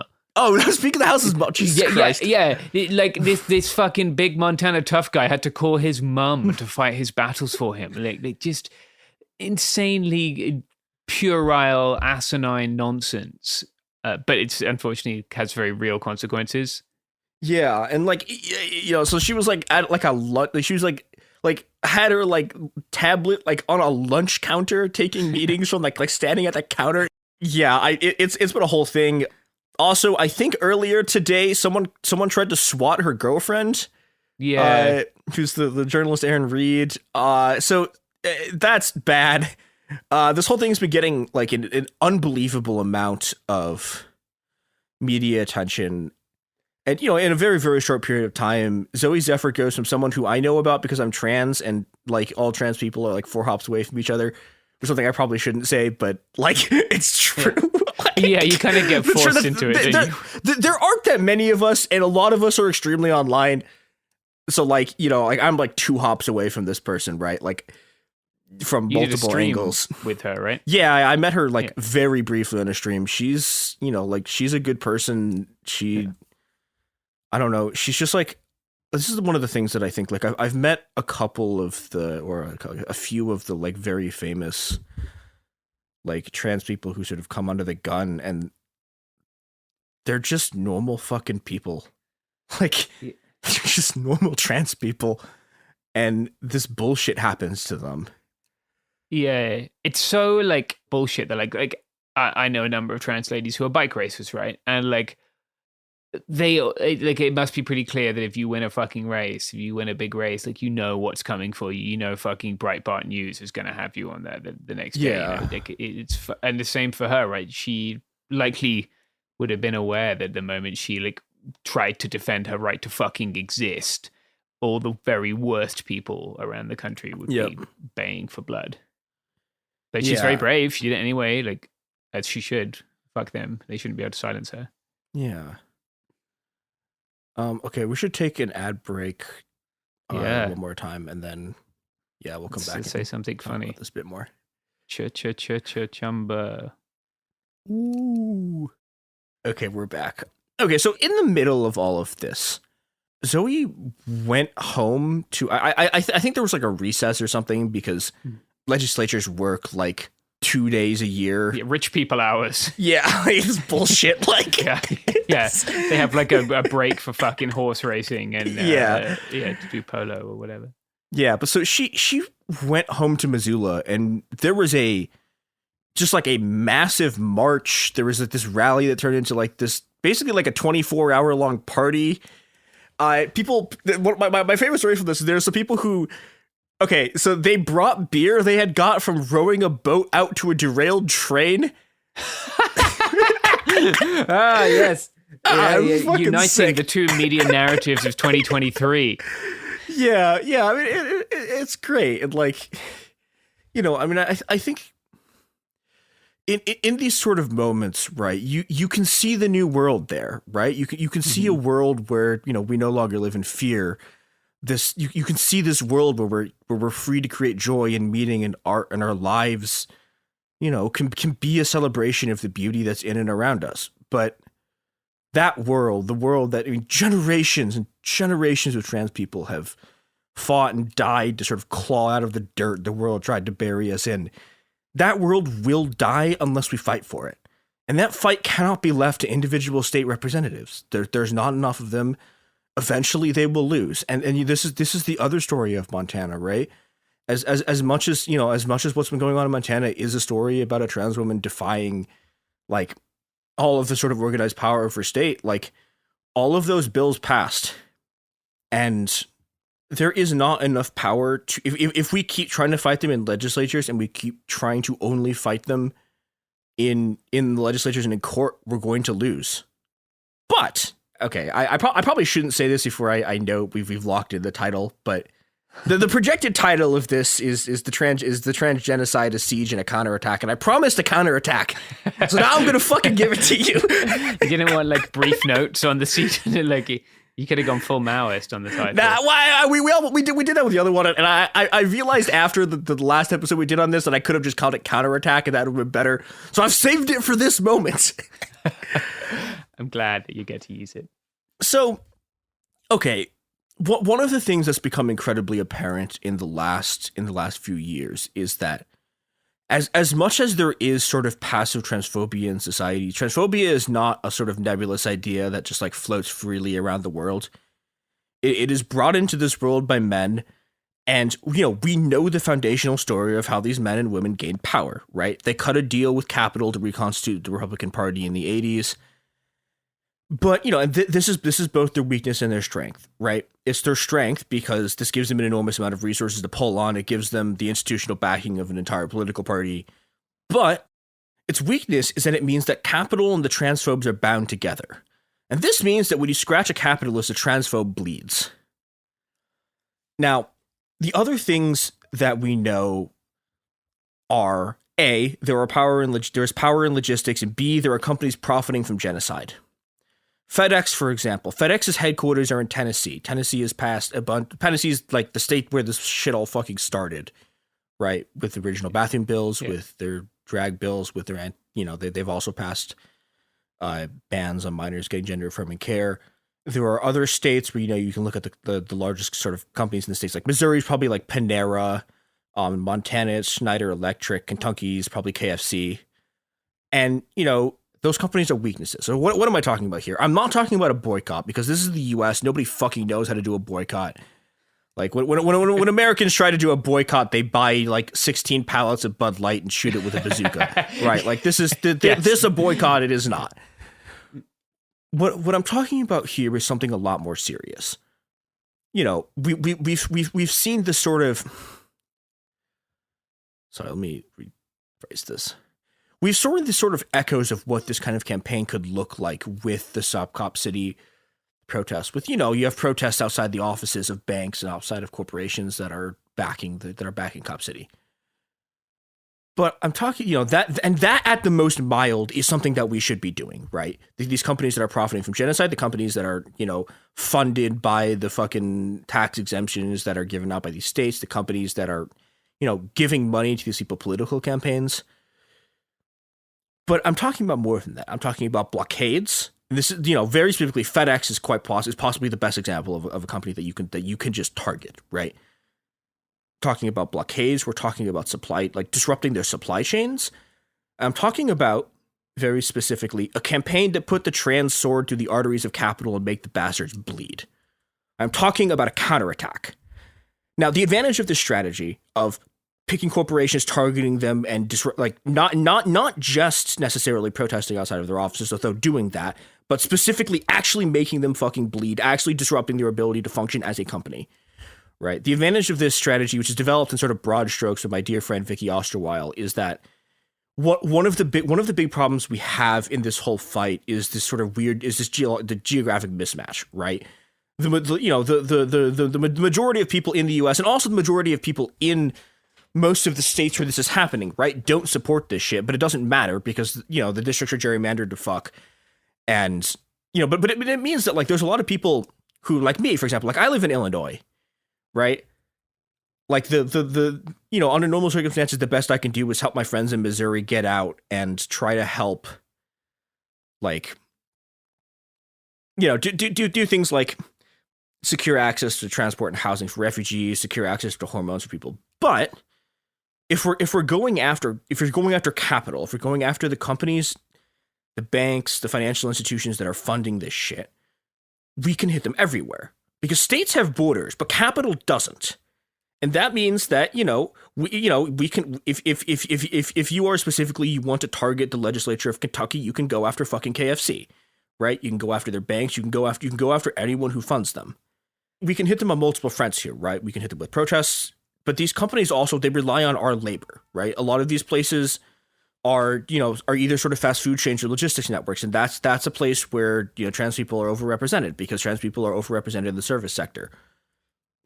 again, because it's easier to get jobs there, and institutional transphobia locks you out of better jobs.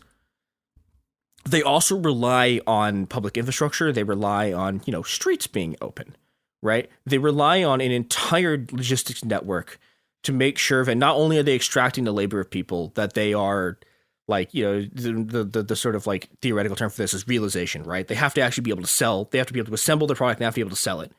And you can stop those things, right? I mean, KFC in some sense is also kind of hard because there's franchise shit going on. But that's not true with FedEx. Like every FedEx office is FedEx. And, these are companies that like maybe we can't fucking drive them underground, right? But we can make them bleed, and we can make it painful enough to be complicit in this genocide that these people get fucking axed, right? We can make them bleed. We can go, and another thing that people can do, right, is it's not that if you have like a spare afternoon on a weekend, right? It's not that hard to figure out the specific business interests of the legislators who are voting for this stuff. You can just do this. All these people are unbelievably corrupt. They have land deals that they're doing. And so, Open records will also let you see who donates to all those people as well. Yeah. Yeah. And there are websites that you can just you can just Google who gives donations to people. And it's like donations trackers, and you can just like plug in their name and it will show you everyone who donates to them. Yeah. And so we have learned through sort of the experience of the past few years, right, that these people cannot be swayed by logic. They cannot be swayed by logic. They cannot be swayed by science. They cannot be swayed by, emotional appeals. They do not give a shit about trans people. They would literally rather have their kids die than be trans. But again, the one thing they do care about is capital. And if you make capital bleed, these people will bleed too, and that will actually fucking hurt them. And that will give you the leverage you need to let these people make a choice, right? It's either us or the world of capital burns.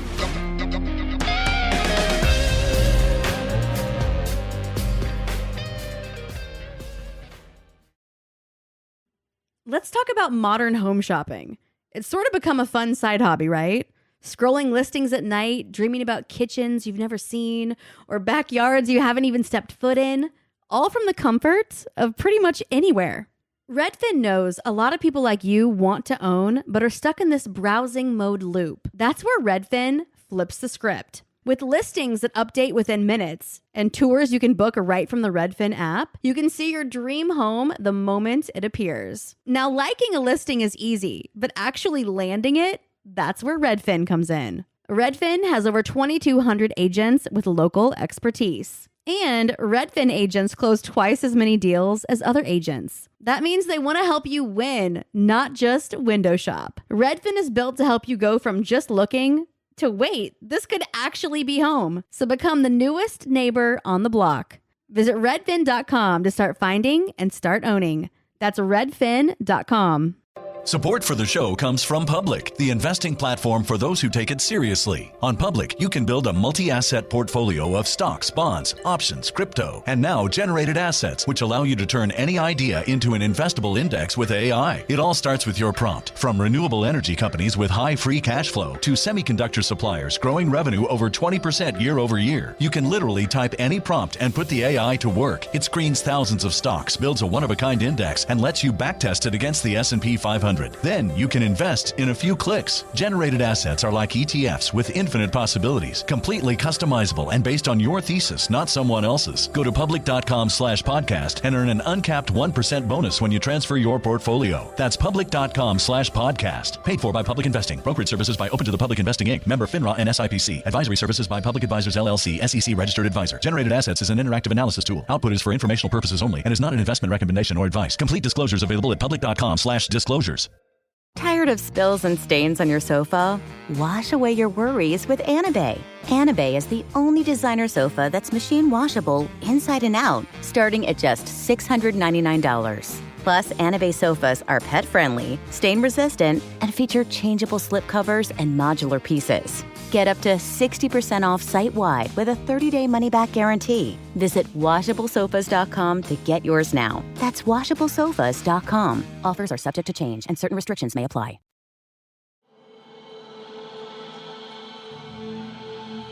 It's a warm spring afternoon in Atlanta, Georgia. You and some of your friends are dancing in the sunlight at a music festival in South Atlanta. It's day 2 of the South River Music Festival.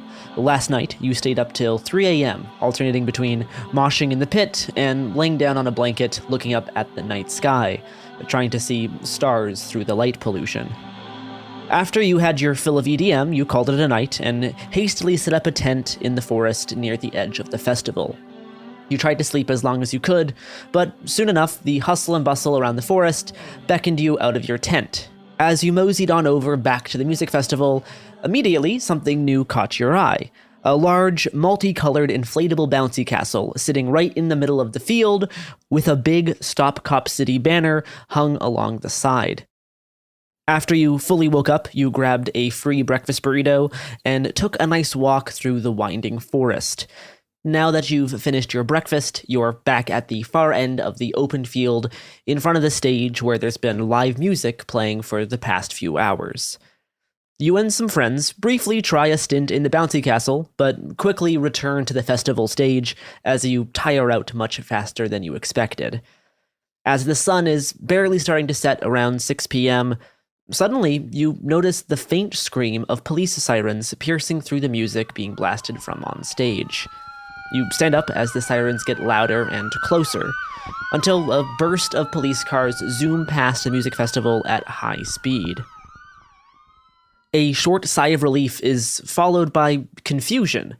Where else would a whole bunch of police cars be going? But as nothing seems to come of it, everyone starts to relax and begin enjoying music once again, with the apparent absence of police. There's a few brief moments of peace at the festival as things continue as scheduled, except you can't help but notice the police helicopter is flying across the forest toward the festival. As you take note of the chopper, you receive a signal message from a friend. Quote, "Cops have entered the parking lot with AR-15s," unquote. You lift up your mask and start running across the field to the parking lot at Weelaunee People's Park. But before you even make it halfway across, you notice up ahead a few dozen police officers sprinting into the open field from the festival side entrance. As the sun is setting, a group of cops run past the bouncy house and start chasing down seemingly random concert goers and lone stragglers. One officer points his rifle at the bouncy house as another turns off the generator. You group up with other people from the festival in hopes of working together to incentivize police to leave the area. As you get closer, the cops start getting more aggressive. Just up ahead, a bit further into the woods, close to where you set up your tent, you hear some loud bangs and see a flash of bright light. First, you assume it's just fireworks being used to hold off the cops, until you start coughing and see the faint plume of tear gas seeping in from the forest. You're forced to fall back to the festival and regroup with people by the stage, where music is still being played. As you're running back, you can see dozens of people in zip tie cuffs, many still pinned to the ground. Still coughing from the gas, you make your way back to where you were moshing the previous night. The crowd of festival goers tightens up as riot vans and a Bearcat pull into the field next to the deflated bouncy castle. Police SWAT teams surround the South River Music Festival and creep towards the stage, threatening to charge hundreds of people with domestic terrorism.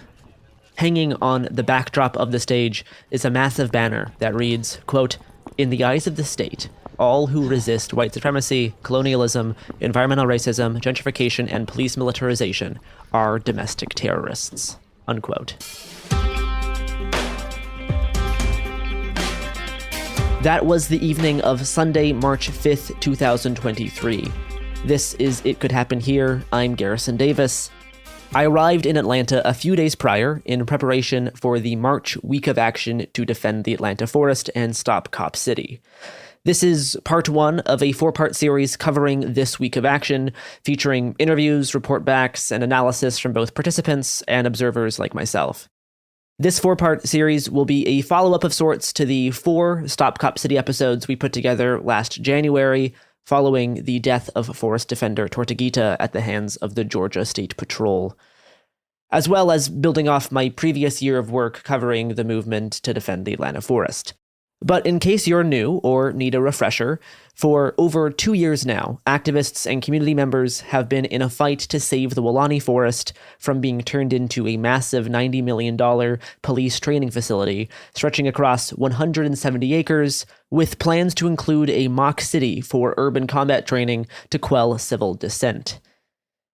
The Cop City project is being led by the Atlanta Police Foundation, one of the most powerful police lobbying groups in the country. Following 17 hours of public comment, 70% of which was against the facility, the Atlanta City Council voted to approve the project's lease in September of 2021, despite months of protests and community organizing. Later that fall, people started occupying and camping out in the Weelaunee Forest to maintain a physical presence in the woods in hopes of preventing or delaying construction. Infrastructure to support long-term encampments grew over the next year, with forest defenders erecting tree houses, road blockades, and making the forest a place that people could actually live in, with outdoor kitchens, community gardens, and places to sleep, whether that be up in a tree or in a tent. For a while, it seemed to be working. Throughout 2022, construction continued to stall. Almost every time cops and workers came in to start cutting trees, they were met with resistance. Construction equipment left around the forest was routinely sabotaged, and last year, a tertiary targeting campaign resulted in the general contractor for Cop City, Reeves Young Construction, to drop out of the project. Police enacted multiple raids on the forest in 2022, trying to flush out any forest defenders camping out in the woods and tear down encampment infrastructure. But the occupation was generally able to bounce back pretty quick. As the movement to stop Cop City was seemingly winning, police intensified their repression. As a series of raids in December of last year decimated much of the infrastructure that was built up over the course of that year and left 6 people with domestic terrorism charges. But things got worse. Just a month later, in January of 2023, multiple police agencies engaged in a mass raid of the Weelaunee Forest, destroying all remaining campsites. About an hour into the January 18th raid, the Georgia State Patrol SWAT team killed a 26-year-old forest defender, Manuel Terran, also known by their forest name Tortuguita. DeKalb County's autopsy found at least 57 gunshot wounds from multiple officers. We'll talk more about the results from various autopsies in a later episode, but just a few weeks ago, Tort would have turned 27. The other side of the Defend the Forest movement is focused on a smaller section of the Weelaunee Forest, just east of Entrenchment Creek. Initially in hopes of expanding his movie studios, the now former owner of Blackhall Studios, Ryan Millsap, has been trying to gain control of 40 acres of public parkland through a shady land swap deal with DeKalb County that's currently subject to legal disputes. The slate of land in question contains the popular meeting spot in the forest known as the Living Room, which acts as a sort of central hub, as well as what's referred to as Weelaunee People's Park, where the park gazebo used to be before Ryan Millsap demolished it, later ripping out all of the grass and sidewalks in a, once again, legally questionable move. In January, Weelaunee People's Park also became home to the vigil site for Tortuguita. I'll let Matt from the Atlanta Community Press Collective explain the other happenings in the woods since January. They got their land disturbance permit in late January, and the first phase of the land disturbance permit only allows for soil erosion control work. So to this point, essentially what they've done is they've clear cut some paths into the forest, into the proposed site. And then around the exterior of the site, they've clear-cut a line in order to install silt fencing. So there isn't a large amount of infrastructure. They're not allowed to do a large amount of disturbance right now. They're in the pre-construction phase right now. So they started in February, and they did a lot of work very quickly. They installed a privacy fence so you can't really see what's going on. So our general understanding of it comes from drone footage. It actually slowed down a couple weeks later. And from what I understand, they began to pull some construction equipment out, probably not wanting to leave, a target for shall we say, any sort of spicy activities. But not all of their construction equipment was removed, as everyone would soon find out. The deadly January raid left the community in mourning and unsure of how the fight to stop Cop City would evolve with the use of lethal force and the loss of a friend. The Forest Defenders' semi-permanent occupation of the Wolani Forest ended after that raid, but the fight was far from over. About a month after the January raid, local Atlantans put out a call for supporters across the country to converge in Atlanta in early March for a mass gathering known as a Week of Action. There have been 4 previous weeks of action, but this one, more than any other, would be crucial in reifying what the next stage of the movement would be. I started off this episode with the Sunday night police raid on the South River Music Festival because, for better or worse, what happened on that evening set the proverbial stage for what the majority of this week of action would look like, and how its effects would ripple out in the coming months. But before we get to the rest of the week, we first have to go back to the official start of this week of action to explain how we got here in the first place. To kick off the week of action, a rally was planned for the morning of Saturday, March 4th at Gresham Park in southeast Atlanta. By the time I arrived, around 11 a.m., hundreds of people were already in the park. Music was blaring from loudspeakers. Some kids and a few brave adults were running around throwing multicolored powdered paint at each other. It was a pretty festive time. Soon enough, it was time for things to begin. Matthew Johnson, the interim executive director of Beloved Commune, formally kicked off the week. Everybody, let's get started. All right, I just want to make sure that everybody is in the right place. I came here to stop Cop City. What did you all come here to do? Stop City! What did we come to do? Stop Cop City! What did we come to do? Stop Cop City! What did we come here to do? Stop Cop City! All right. I'm glad that everybody found the right address. Thank you, everybody, for joining us. It's about 2 years ago in what was formerly known as Entrenchment Creek Park, now known as Wolani People's Park, where a ragtag bunch of individuals gathered under a gazebo. That gazebo was illegally destroyed by Ryan Millsap and his henchmen in an attempt to break this movement, in an attempt to bury this movement. Yet every single time that they have tried to bury us, they have forgotten that we were seeds.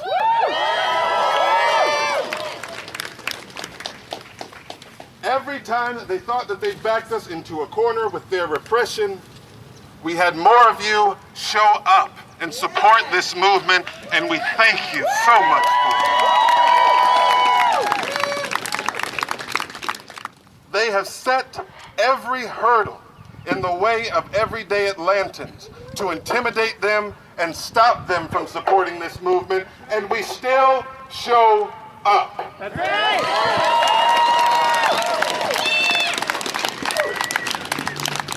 We appreciate every single person that has come here to support us in spite of the terror that the state has tried to instill in us. Yes. We must be very careful and understand the gravity of the situation that we are in, especially after we've lost a friend. That's right. Thank you for standing with us. And now there are many things that we do not agree on. But what did we all come here to do? Stop Cop City! So let's remember, what got us this far was a diversity of tactics.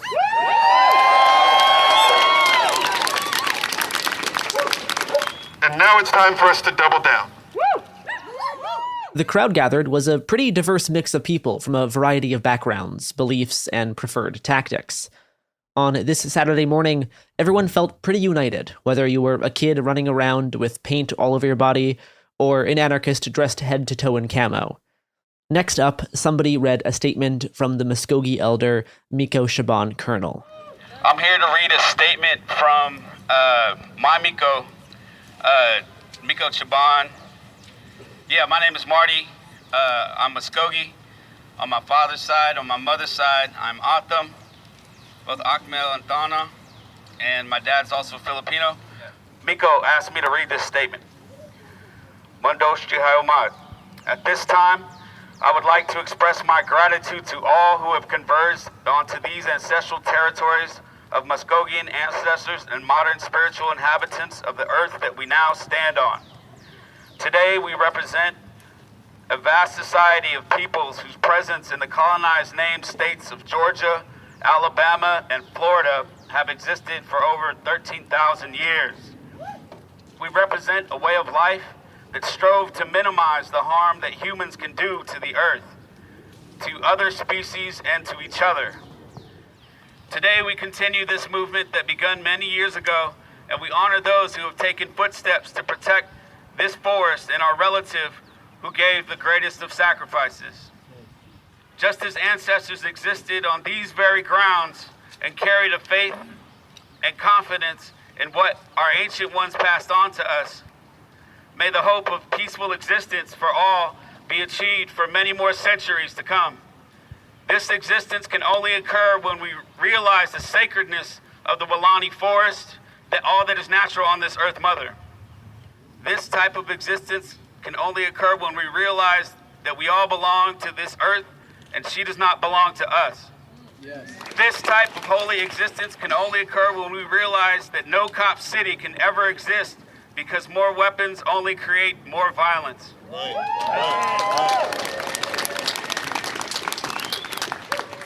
With these efforts that begin today, perhaps reason will prevail and we can create a future where all people have the right to exist. Today, may our dreams for this forest and the surrounding community come true. For those who can hear, let them hear. The next speaker was from Community Movement Builders, a local Black collective that focuses on combating gentrification and police violence. I may be a little bit selfish in my reason for being here. I want to be free. I want my children to be free. I want my mother to be free. I want my father, my brothers and sisters to be free.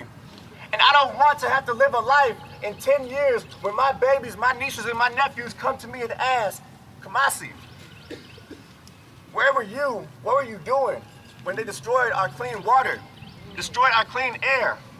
What happened? Why were you not around? What were you doing? When my babies come in 10 years and they say, Kamasi, what were you doing when this country turned into a fascist dystopia? What were you doing? Where were you when you were around? I can't sit back and say, I just sat home and watched this whole world burn to hell. That's right. I don't believe in the power. I don't believe in the power of the imperialists. I believe in the power of the people. And so I say to everyone today that during this week of action, I don't know where you will be. I don't know what you will be doing. But we stand behind you and we stand with you. And we want to show the city of Atlanta, we want to show Mayor Dickens that he is not fit to rule and he does not rule this city. That's right. We want to show them that the $90 million that they took to build this urban warfare training facility will not crush our communities. Woo! Yeah! And we also want to show the city of Atlanta that, again, we are ready to stop merely surviving and start living. Finally, our last person, Reverend Leo Shea, is a Baptist minister, part of the Stop Cop City Clergy Coalition, which we'll talk a bit more about in the next episode. And I believe my faith compels me and convicts me that in this moment, the work that has been done and the work that is to come to defend this our beloved family, this, our siblings, the earth, is a holy and righteous work.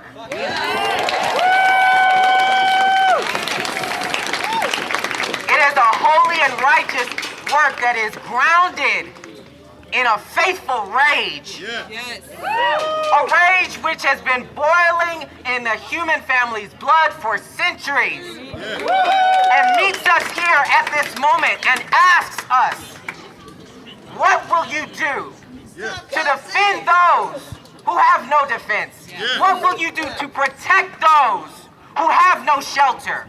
What will you do when the time comes to decide on whose side you are on? Will you stand for oppression or will you stand for the liberation of all people?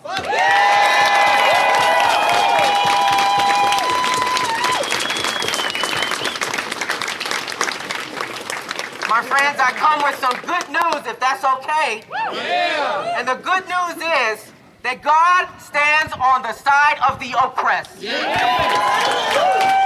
God stands on the side of the forest defenders. Yeah. God stands on the side of the most marginalized. Yeah.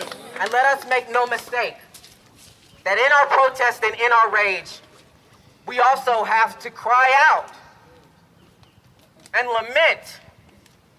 We cannot be silent as Tortuguita's blood cries out from the ground. Yes.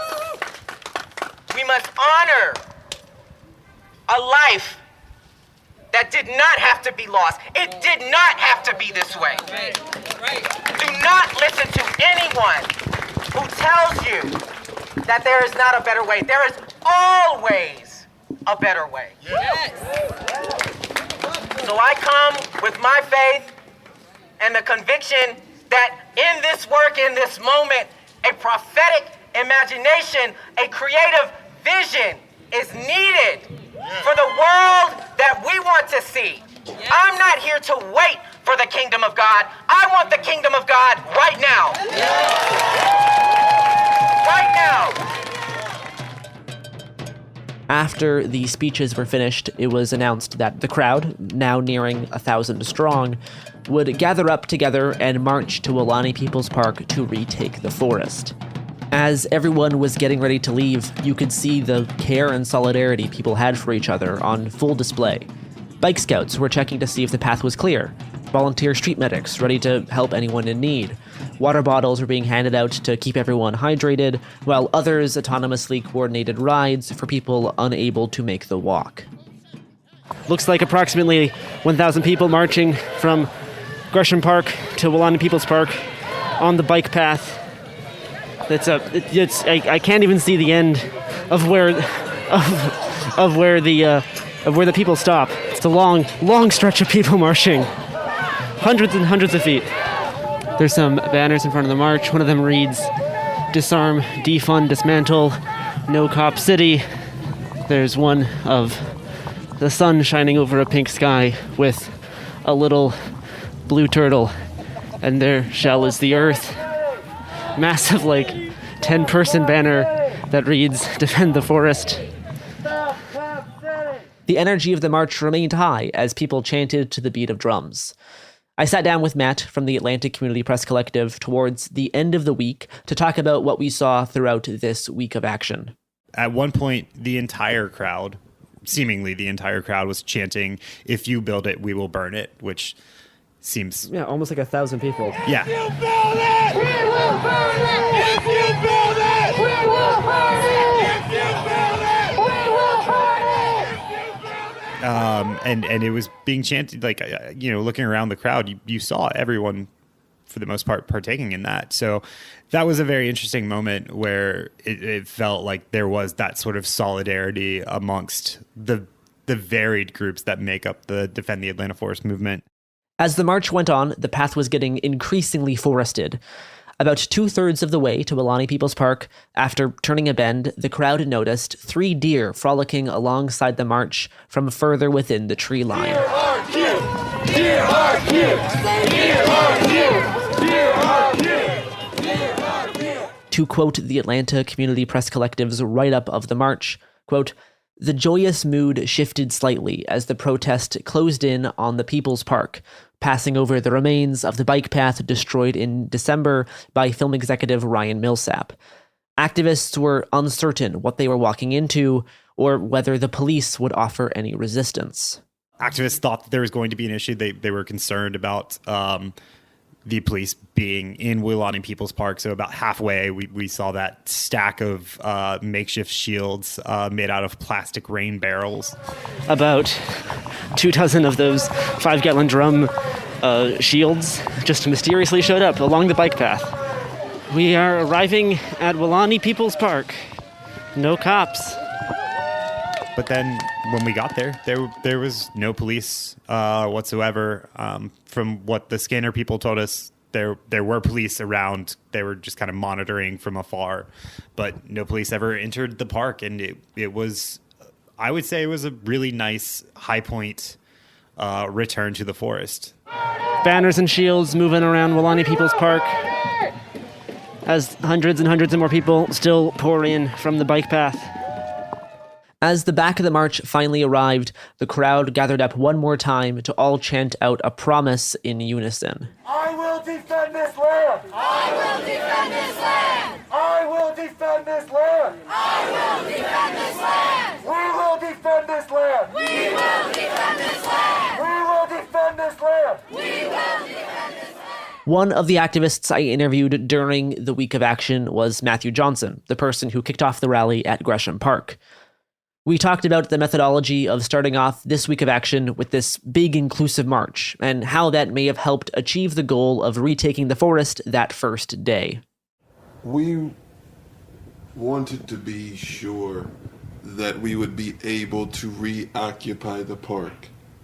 And what that would entail is having a wide swath of the larger public involved with any efforts to enter into the park. And so we had the rally at Gresham Park, and there was a march planned from that park to Weelaunee People's Park. There is violence that people have become accustomed to when it is people on the political fringes. That's just where we're at in the political situation in Atlanta. However, when you have several people that you would consider more normal, liberal, progressive, etc., like representatives from NGOs, nonprofit organizations, just normal people that also want to see the project shut down, Cop City, that's when you have the ability to move towards people that want to reoccupy, having the space to do that without seeing tons of police repression, as we have seen in the movement recently. After reaching Weelaunee People's Park, many of those who arrived from out of town for this week of action, myself included, stopped by the shrine for Tortuguita just off of the tree line. People added new wildflowers and packs of fruit snacks. I'm gonna walk over to the Tortuguita Vigil site.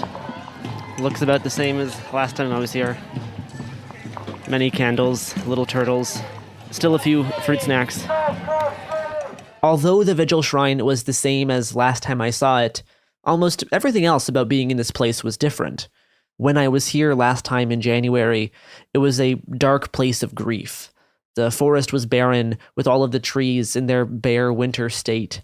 But looking around the forest this first sunny day, you could see new life growing all around you.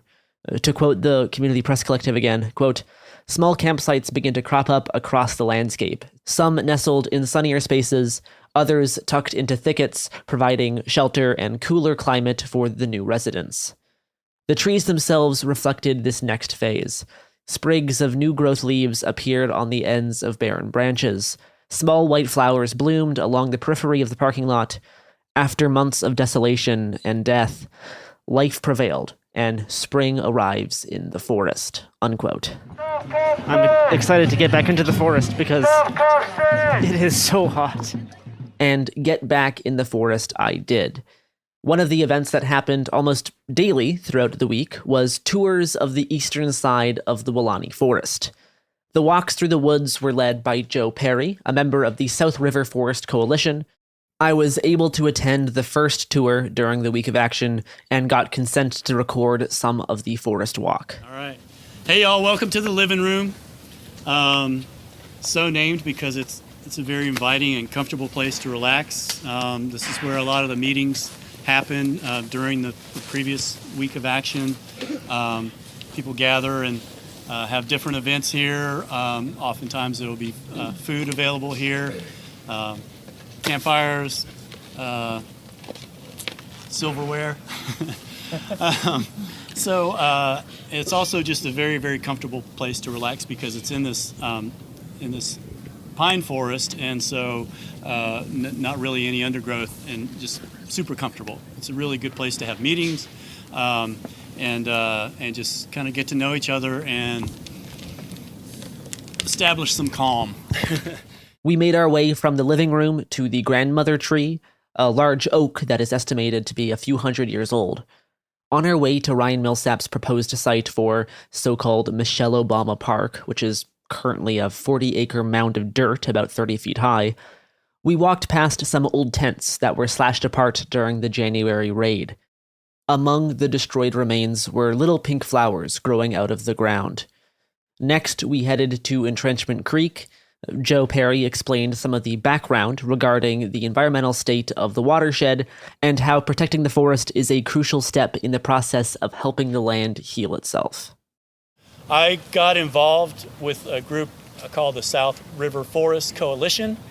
We are trying to help further the vision of the South River Forest that Ryan Gravel and the Nature Conservancy came up with to try to interweave about 3,500 acres of forest with the other businesses and homes and lands around this area that are in the watershed of the South River Forest.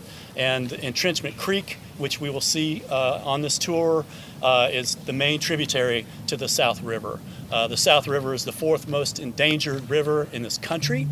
Entrenchment Creek is one of the most polluted creeks in this county.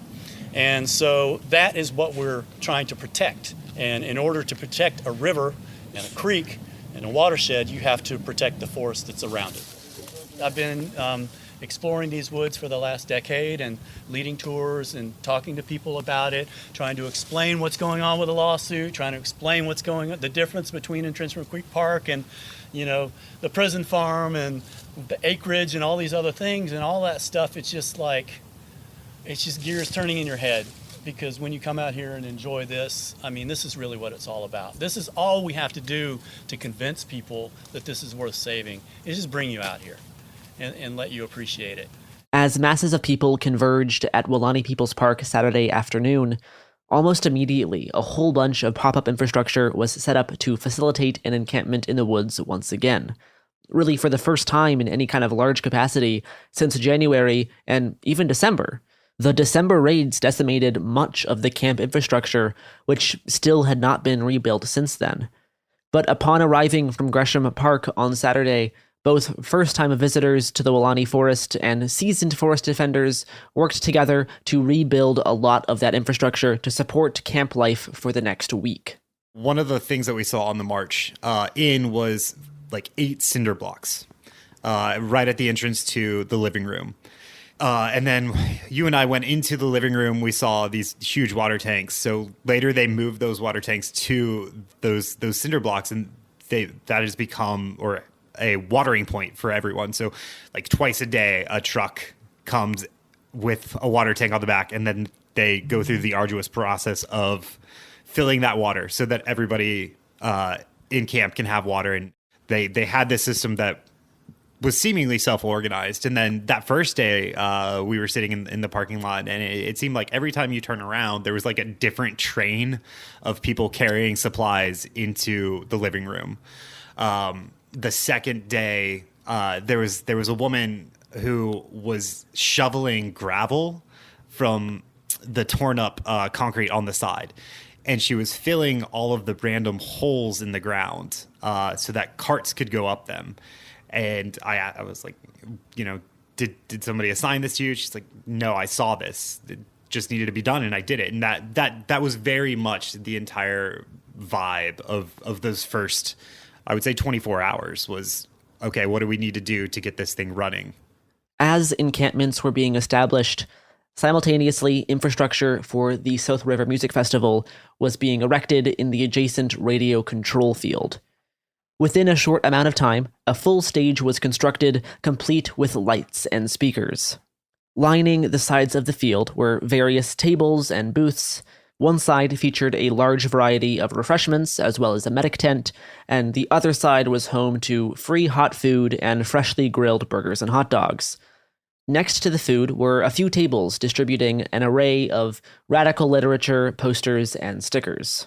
What was your favorite stuff at the Music Fest that you saw? Well, there was an arepa table, and I'm very food motivated, so the arepas were delicious, and we had walked a bunch that day, so yes. I needed sustenance. And then there was the burger table as well, but I don't know if you got a burger, but I did not get a burger that day. I got one burger, but they were out of buns when I got a burger, so I had a lettuce burger. And then soon after, they got the buns back, and I was kind of bummed. Yeah. I did not. Well, at least you got something. But I had the arepa, so I mean, still, to be fair, hundreds of people were being fed burgers. They fed 500 people. Yes. And at one point they made an announcement that like they needed to do another food run just to go get more food, and like a bunch of people volunteered, and only I think 2 or 3 went down to Walmart to get a bunch more burgers and hot dogs, and it was just a really cool moment. And so I think by the end of the night when I was there were about 500 people just enjoying the music and looking at the sky. It was just an immaculate vibe. There was a little fire pit off to the side. And yeah, you talked about the setting up of the stage. I didn't know what to expect walking in there. I was not expecting quite that much of a production. I wasn't expecting a full-fledged stage with lights all around. Sort of, and this really like the lighting worked really well for it backdropped the surrounding forest. Nice green and purple lighting. Mm-hmm. Yeah, it was great.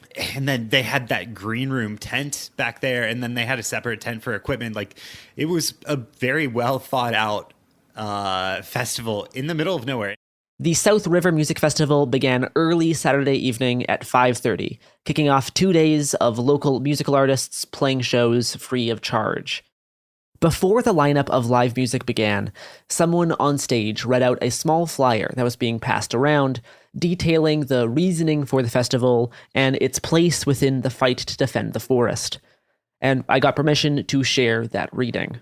In the limitless possibilities of the cosmos, in the mad flux of events, reactions, and anomalies of the past 12 billion years since the birth of our universe, it's a statistical impossibility that we would be here now. But here we are, alive together. Such incredible circumstances have brought us here.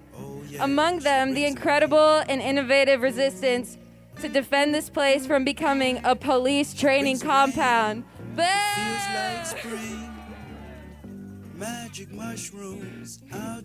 This resistance, which brings us together the most cunning and resilient techniques of the radical environmentalist movement, with the incredible courage and ferocity of the George Floyd uprising, is not just about a small piece of land. It's not about being fought between police and their goons on one hand, and some activists and their friends on the other.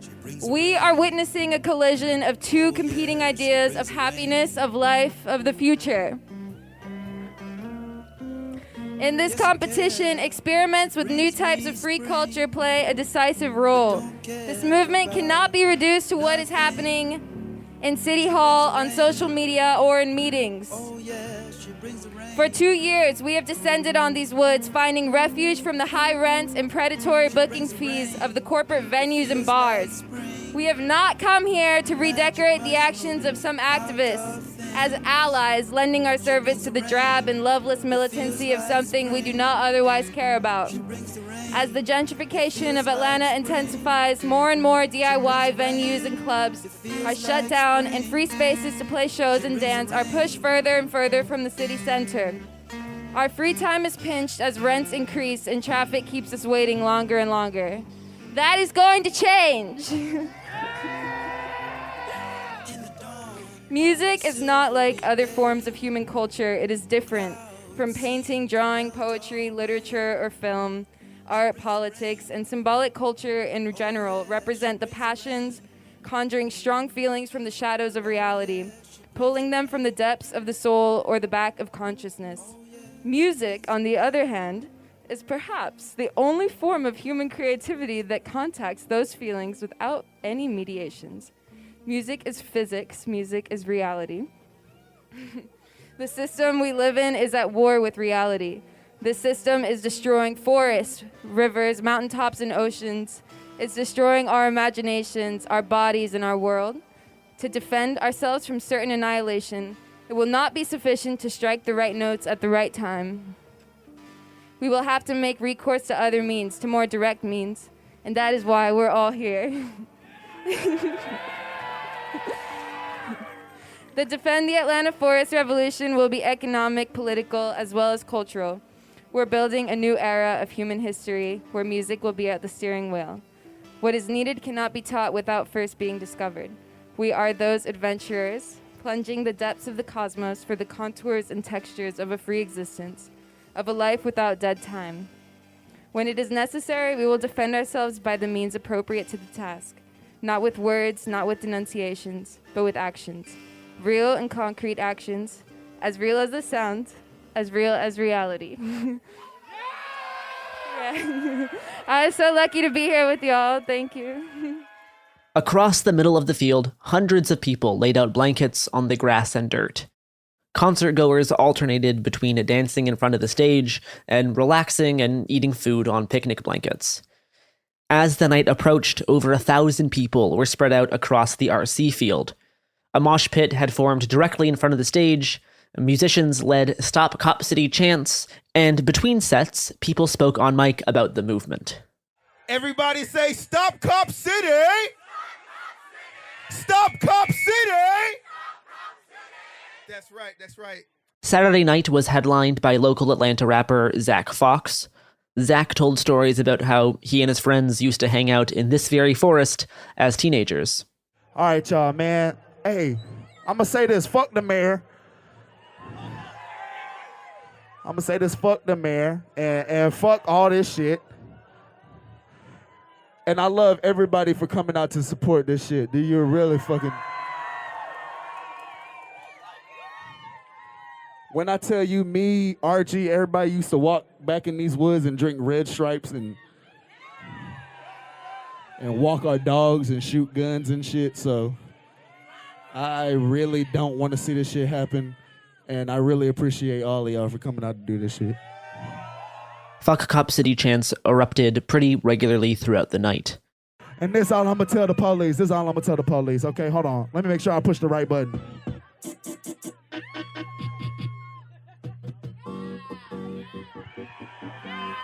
Sing that shit. Let's go. Buckle running. Buckle running. Buckle running. Buckle running. Buckle running. Buckle running. Buckle running. Atlanta, I love y'all so much, man. Hell yeah. Hey, man. Let me say something real quick before I get the fuck off stage. Let my homies rock this shit. I love y'all so much for supporting this shit. Let me tell you something. I'm 32. A lot of niggas start getting old and they lose faith in the youth. I got so much faith in everybody in this motherfucking bitch. Wherever y'all going, I'm going. I truly believe that y'all gonna save this motherfucking world. So I'm with y'all. Fuck Cop City. Fuck cops in general. Fuck 12. Fuck authoritarianism. Fuck capitalism. Fuck all that bullshit. I'm with y'all to the end. Till I motherfucking die. So let me hear y'all say this one more time. Say fuck 12. Say fuck 12. Say fuck 12. Say fuck 12. Besides the domestic terrorism banner I mentioned in the opening of this episode, another banner was hung up beside the stage featuring turtles and butterflies, along with the Assata Shakur quote, "Love is our sword, truth is our compass." This kind of music is about connecting to nature. feeling the trees, feeling the ground, feeling each other. Look right up there. Look at the fucking moon. To quote a communique from the Sonic Defense Committee, quote, "At this point, it was impossible to imagine a meaningful police intervention. The crowd was made up of elderly people, university students, rappers, indigenous activists, toddlers and newborns, skaters, people of all imaginable Atlanta demographics. The night ended around 3:30 a.m. to sounds of house, techno, and drum and bass without any notable incident," unquote. Tents were set up all over the eastern side of the forest, with many people choosing to sleep under the tree canopy between the living room and the music festival for that first night. As the night went on, people carefully tended small campfires, both in the festival field and in the middle of the living room. To quote the press collective, "The movement was once again living in joyous harmony with the forest it had promised to protect." Tomorrow's episode will cover day 2 of the music festival, the frankly unprecedented direct action that took place Sunday afternoon, and a more detailed look at the police raid that happened later that evening. See you on the other side. Music festival audio courtesy of Unicorn Riot. Let's talk about modern home shopping. It's sort of become a fun side hobby, right? Scrolling listings at night, dreaming about kitchens you've never seen, or backyards you haven't even stepped foot in, all from the comfort of pretty much anywhere. Redfin knows a lot of people like you want to own, but are stuck in this browsing mode loop. That's where Redfin flips the script. With listings that update within minutes and tours you can book right from the Redfin app, you can see your dream home the moment it appears. Now, liking a listing is easy, but actually landing it, that's where Redfin comes in. Redfin has over 2,200 agents with local expertise. And Redfin agents close twice as many deals as other agents. That means they want to help you win, not just window shop. Redfin is built to help you go from just looking to wait, this could actually be home. So become the newest neighbor on the block. Visit redfin.com to start finding and start owning. That's redfin.com. Support for the show comes from Public, the investing platform for those who take it seriously. On Public, you can build a multi-asset portfolio of stocks, bonds, options, crypto, and now generated assets, which allow you to turn any idea into an investable index with AI. It all starts with your prompt. From renewable energy companies with high free cash flow to semiconductor suppliers growing revenue over 20% year over year, you can literally type any prompt and put the AI to work. It screens thousands of stocks, builds a one-of-a-kind index, and lets you backtest it against the S&P 500. Then you can invest in a few clicks. Generated assets are like ETFs with infinite possibilities, completely customizable and based on your thesis, not someone else's. Go to public.com/podcast and earn an uncapped 1% bonus when you transfer your portfolio. That's public.com/podcast. Paid for by Public Investing. Brokerage services by Open to the Public Investing Inc. Member FINRA and SIPC. Advisory services by Public Advisors LLC, SEC registered advisor. Generated assets is an interactive analysis tool. Output is for informational purposes only and is not an investment recommendation or advice. Complete disclosures available at public.com/disclosures. Tired of spills and stains on your sofa? Wash away your worries with Anabay. Anabay is the only machine washable sofa inside and out, where designer quality meets budget-friendly prices. That's right, sofas start at just $699. Enjoy a no-risk experience with pet-friendly, stain-resistant, and changeable slip covers made with performance fabric. Experience cloud-like comfort with high-resilience foam that's hypoallergenic and never needs fluffing. The sturdy steel frame ensures longevity, and the modular pieces can be rearranged anytime. Shop WashableSofas.com for up to 60% off site-wide, backed by a 30-day satisfaction guarantee. If you're not absolutely in love, send it back for a full refund. No return shipping or restocking fees. Every penny back. Upgrade now at WashableSofas.com. Offers are subject to change, and certain restrictions may apply.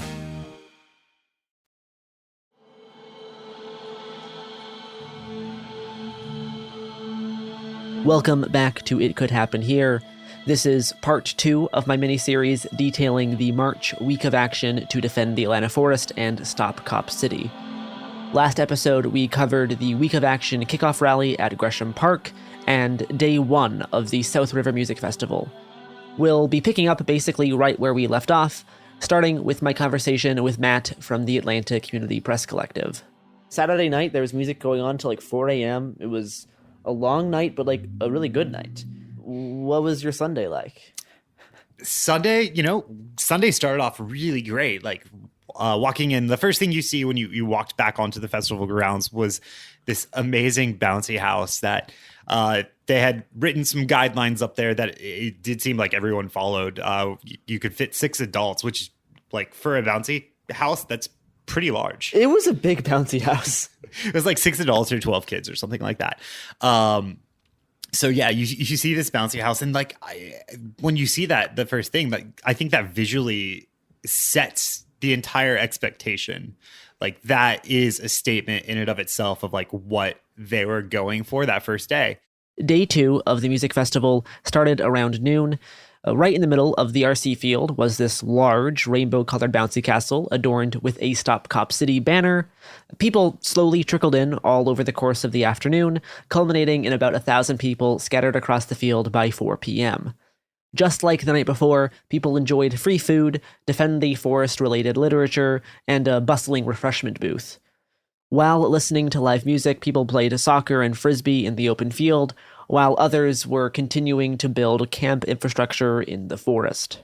So I think the bouncy castle set the tone, and everything was really lighthearted for the first few hours. I spent most of that day walking around, watching this like autonomous infrastructure in the forest kind of pop up on its own.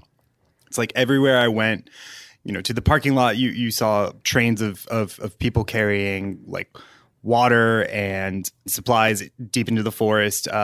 Everyone seemed to just be trying to find a place to fit in and to work and to really participate in the week of action. As the day went on, rumors started to circulate about inaction happening later that afternoon.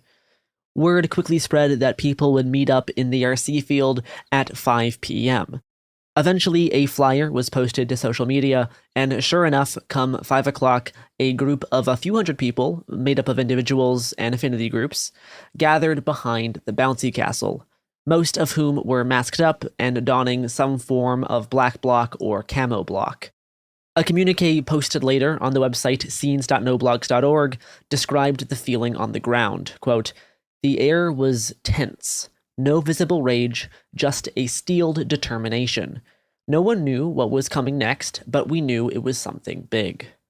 That was quite the visual, like this crowd of camo and black bloc, and like some people wearing normal clothes who I don't think quite knew what they were about to do, next to this massive bouncy castle. And I think that the visual of it kind of represents like two aspects of the movement, right? Like the militant aspect and the joyful aspect. And I think they're both very central to what, the movement is. Yeah, it's a pretty good encapsulation of the diversity present around the Defend the Forest and Stop Cop City movement. There's a few hundred people in camo bloc walking down, I believe is Constitution. A lot of people dressed in black bloc. Mix of legal observers here. Police choppers overhead. Currently, people are marching west in the direction of the old Atlanta prison farm slate of the forest that Cop City is planned to be built on. There has not really been a mass convergence of people like this in the forest in a long, long time. I cannot remember the last time there was anything quite like this. This is definitely the biggest group of people who's ever converged on marching on the old Atlanta prison farm area. Last year, people were occupying and living in the forest in that side. Since the repression has intensified, more people have moved over across on the other side of Entrenchment Creek Park, on the slate of land closer to Wilani Peoples Park, and the section that Ryan Millsap is wanting to develop. Definitely never seen this many people marching like this near the forest. In a much more militant-seeming group of the crowd, as opposed to Saturday's first march, which was like 1,000 people of various types. Everyone here looks much more willing to throw down. As the group, around 300 strong, left the RC field, they calmly marched west down Constitution Road toward the power line cut, accompanied overhead by a police chopper equipped with a thermal camera. Copter still overhead, I'm sure you can hear it. To get a clear picture of what actually happened that day, it's useful to understand the geography of the Weelaunee Forest, especially since the police have tried to make it sound like the individuals who were arrested later that night were apprehended at the scene of the crime, which is not actually the case. The entire area that the defenders are trying to defend, the entire Weelaunee Forest, the contiguous part of it, is surrounded in sort of a triangle by 3 different roads: Constitution, Key, and Boulder Crest. All the way to the east is Weelaunee People's Park, and like just to the west of that is the RC Field where the music festival was happening, where the Bouncy Castle is, and where our group that we're following here starts to gather. And then all the way to the west is the proposed site of Cop City along Key Road. So to get there through the forest takes a good 30, 45 minutes. To get there, if you're on the road, is still like a 25, 30-minute walk. It is not like anywhere close on foot to get from point A to point B. If you're crossing through the woods, you also have to like jump over Entrenchment Creek, which is not the easiest creek to cross over. It's not the easiest, and it's not the cleanest. Not something you want to step in. I'm at the back of the march now. Everyone's kind of tightened up into one larger group. They've paused briefly and are retrieving some tires that have been found near the ditch on the road here. Dozens and dozens of tires are blocking the road. They're getting moved out pretty quick, and the march is moving on. Oh, and looks like people arrived at the power line cut. This massive clearing for power lines to run north-south. People are now marching on the green grass underneath the power lines. The thin clear cut for power lines has been there for years and directly leads to where Cop City pre-construction work is taking place near the North Gate. The open area makes it easy to traverse, but on the flip side, that also makes it easy to surveil. There were only a little over a dozen cops stationed at the North Gate, as well as the police chopper circling overhead. The group of block is slowly moving north along the power line cut. I'm keeping my distance for now so that I can continue doing stuff without being extremely jeopardized. The block approached the North Gate in broad daylight with shields in hand and people behind throwing projectiles in the direction of police. A barrage of fireworks, rocks, and just the sheer size of the crowd overwhelmed police, causing officers to retreat as a swarm of hundreds of people overtook the proposed Cop City construction site and current police security outpost within the Weelaunee Forest. All right, the group has marched a decent ways up. There's now fireworks in the distance. Police helicopter still overhead. Looks like most of the crowd is still in the area of the power line cut. Pretty condensed, large group of people up there. Lots of fireworks, like I said. Some individuals chose to focus their efforts on repelling the nearby police, giving the opportunity for others to set their sights on various targets. The large number of people in the block together allowed for individuals to feel more safe and capable of taking action. The APD's put a call out to get any available units down here by the old Atlanta Prison Farm property, and a quote from the Scanner Audio is, "Get here now, assholes."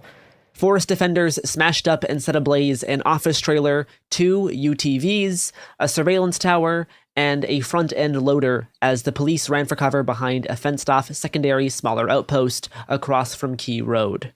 Despite the police helicopter circling overhead the gathering spot for a good 30 minutes, it seems APD was not fully prepared in their response, or just did not know what was going on, because they've made a decent way without any visible resistance so far.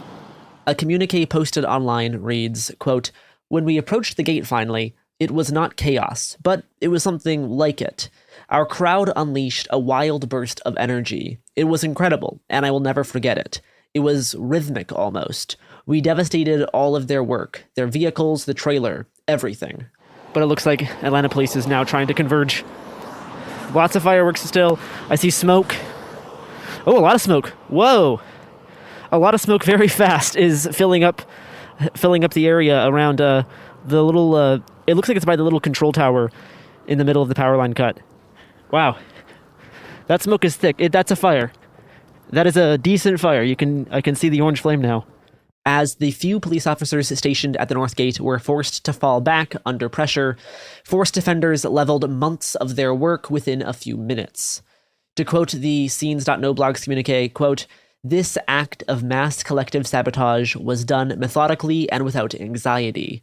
The crowd destroyed all of their equipment with ease and confidence." So the excavator, there was a utility terrain vehicle, which is what the police have been using to sort of move in and around the woods in sort of motorized move in and around the woods.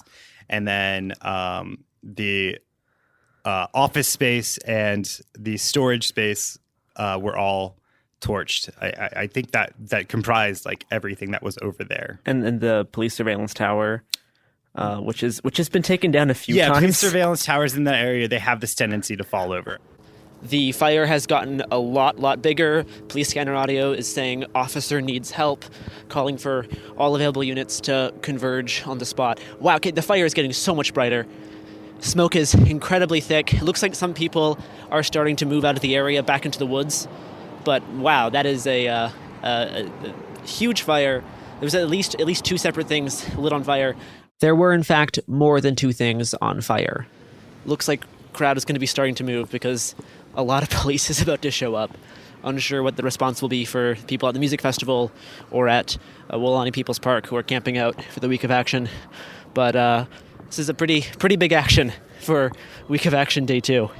Wow, this smoke plume is massive. While the action itself was a success, the notion of an overall one-sided victory was about to come crashing down. Whole bunch of sirens just flew by, about a dozen cop cars. Lots of cop cars by the music festival entrance as well, by the RC field. Looks like the cop cars are converging at the festival, not at the fire. Okay, back at the music festival. As you can hear, it is still ongoing. There's still hundreds of people, probably like 500 people gathered here at the music festival. You can see smoke in the air from this vantage point, from the spot by the power line cut where those two fires took place. One indication that this night was far from over was that the police helicopter seemed to be moving toward the festival. The chopper has moved from being near the power line cut to the music festival and Woolani People's Park. The vibe seems to be pretty chill on the ground here. I'm not sure how many people that are present know what's going on, but the chopper is still stationed above the entrance to the festival. So I think they're looking to see if the group that marched is going to march back the same direction, which I don't think they will. But that is what's currently going on. People still seem to be coming like to and from the festival. Sure enough, within minutes, an increasingly large number of police started to stage by the entrance to the RC field. Dozens of police cars are now stationed outside the entrance to the RC field where the music festival is taking place. There's a lot of police here, some with rifles. They're getting their zip tie cuffs ready. They've not entered the festival area yet, but I got word from somebody that they have entered the Woolani People's Park parking lot. And it looks like movement is to be expected very soon. At around 6:30 p.m., police began to raid the South River Music Festival and started what I think is accurately described as the police's own counter-protest to the events that transpired the past hour. So when the police came running up onto the tarmac at RC Field where the bouncy castle was, of course, they had to point a rifle at the bouncy castle. And if that doesn't show that police are not here to have fun and have joy, I don't know what is. I don't know if anyone was in it at the time. I don't think so. I think they were literally just pointing a gun at an empty bouncy castle, which they destroyed. And I think we have to take a moment to mourn that. Lots of police running into the music festival. They're running someone down. Chasing down a few people. Cops approaching from multiple sides. Instead of immediately trying to confront the hundreds of music festival attendees head on, the still extremely outnumbered cops ran to the opposite side of the music festival and started to indiscriminately go after isolated stragglers. People running into the woods, chased by police. Someone's tackled. No one really around to de-arrest. Someone else being arrested. 1, 2, 3, 4, 5, 6 people currently arrested that I can see, or at least being detained. Looks like an NLG person's on the ground. Eventually, the concert goers realized what was happening, and a little over 100 people mobilized to pressure the cops out of the field.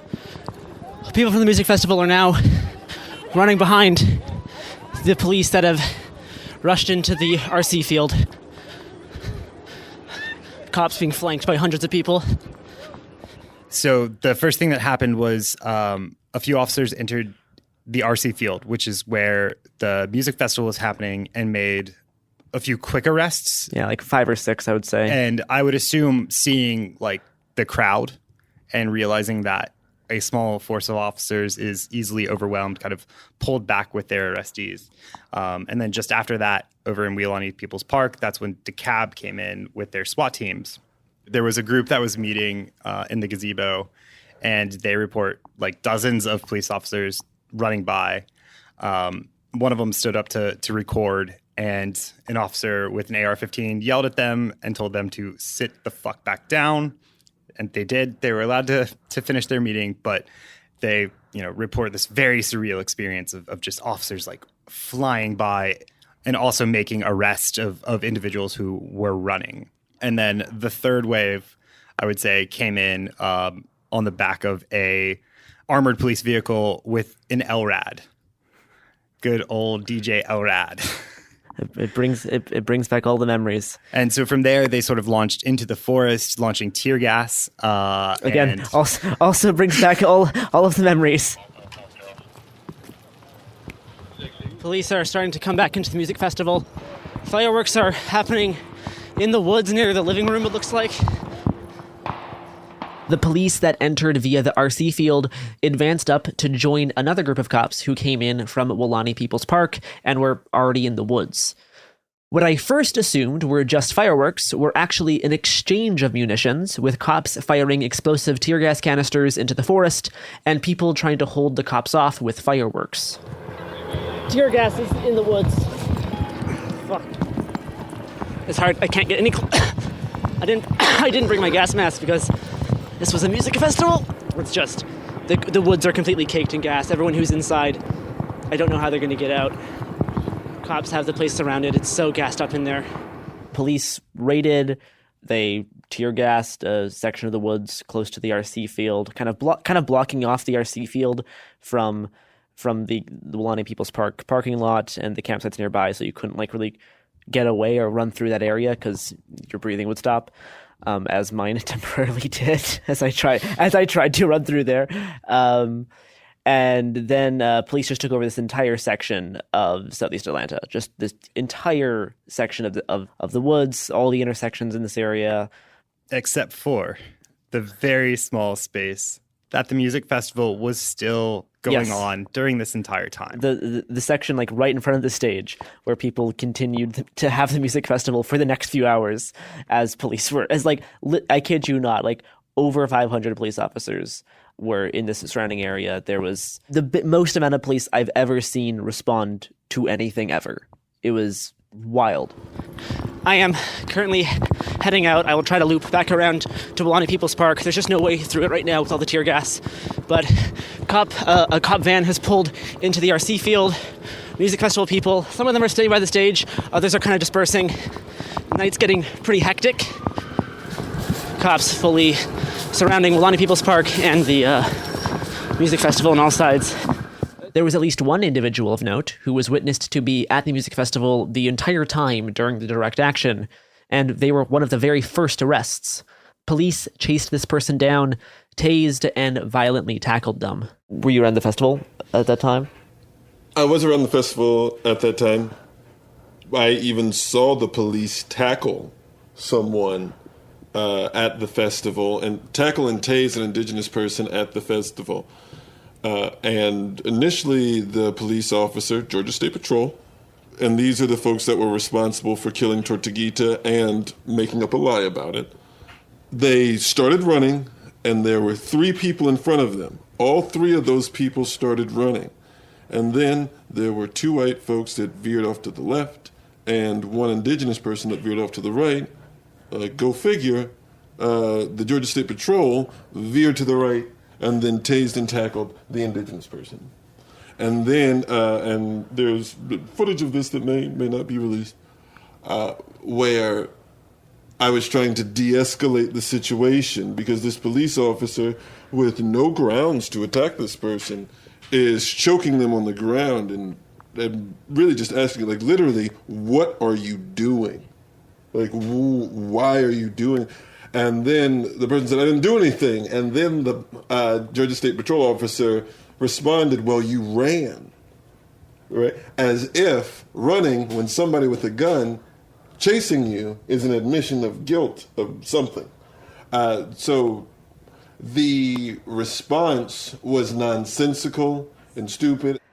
So they're tear gassing the forest and again, grabbing from reports anyone who's running, anyone who rightfully runs from a police officer running at them with an AR-15, which we've been around police all week, and like the instinct to run, even now is still pretty high. No, absolutely. And if you've never been chased by police before, your first instinct isn't to like let them get you.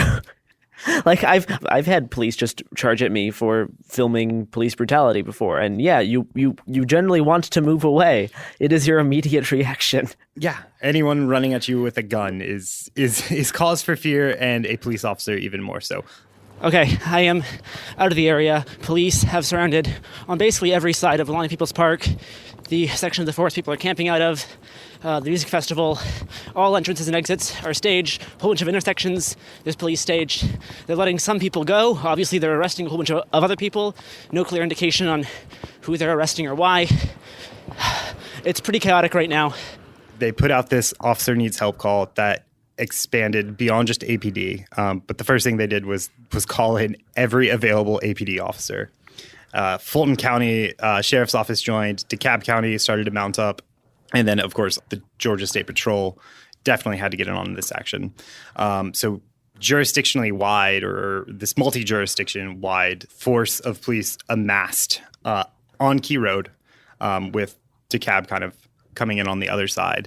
I passed through at least 500 individual police officers. Yeah, that would check out because I walked a decent ways. I passed by many an intersection with at least 50 to 100 cops was stationed at like each intersection.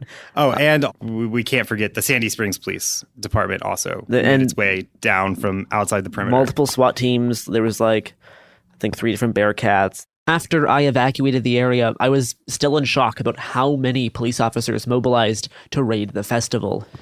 This is the biggest police response I've seen to anything in Atlanta in the time that I've been here.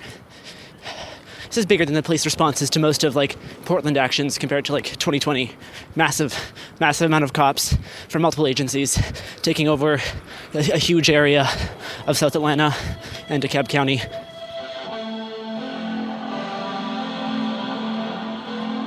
As the second wave of police charged in and detained several music festival attendees, panic spread throughout the crowd. Hundreds of people rushed to the exits in an attempt to evacuate. Police blocked exits and arrested, detained, or harassed and threatened those trying to leave. One concertgoer reported that they received death threats from an intruding officer.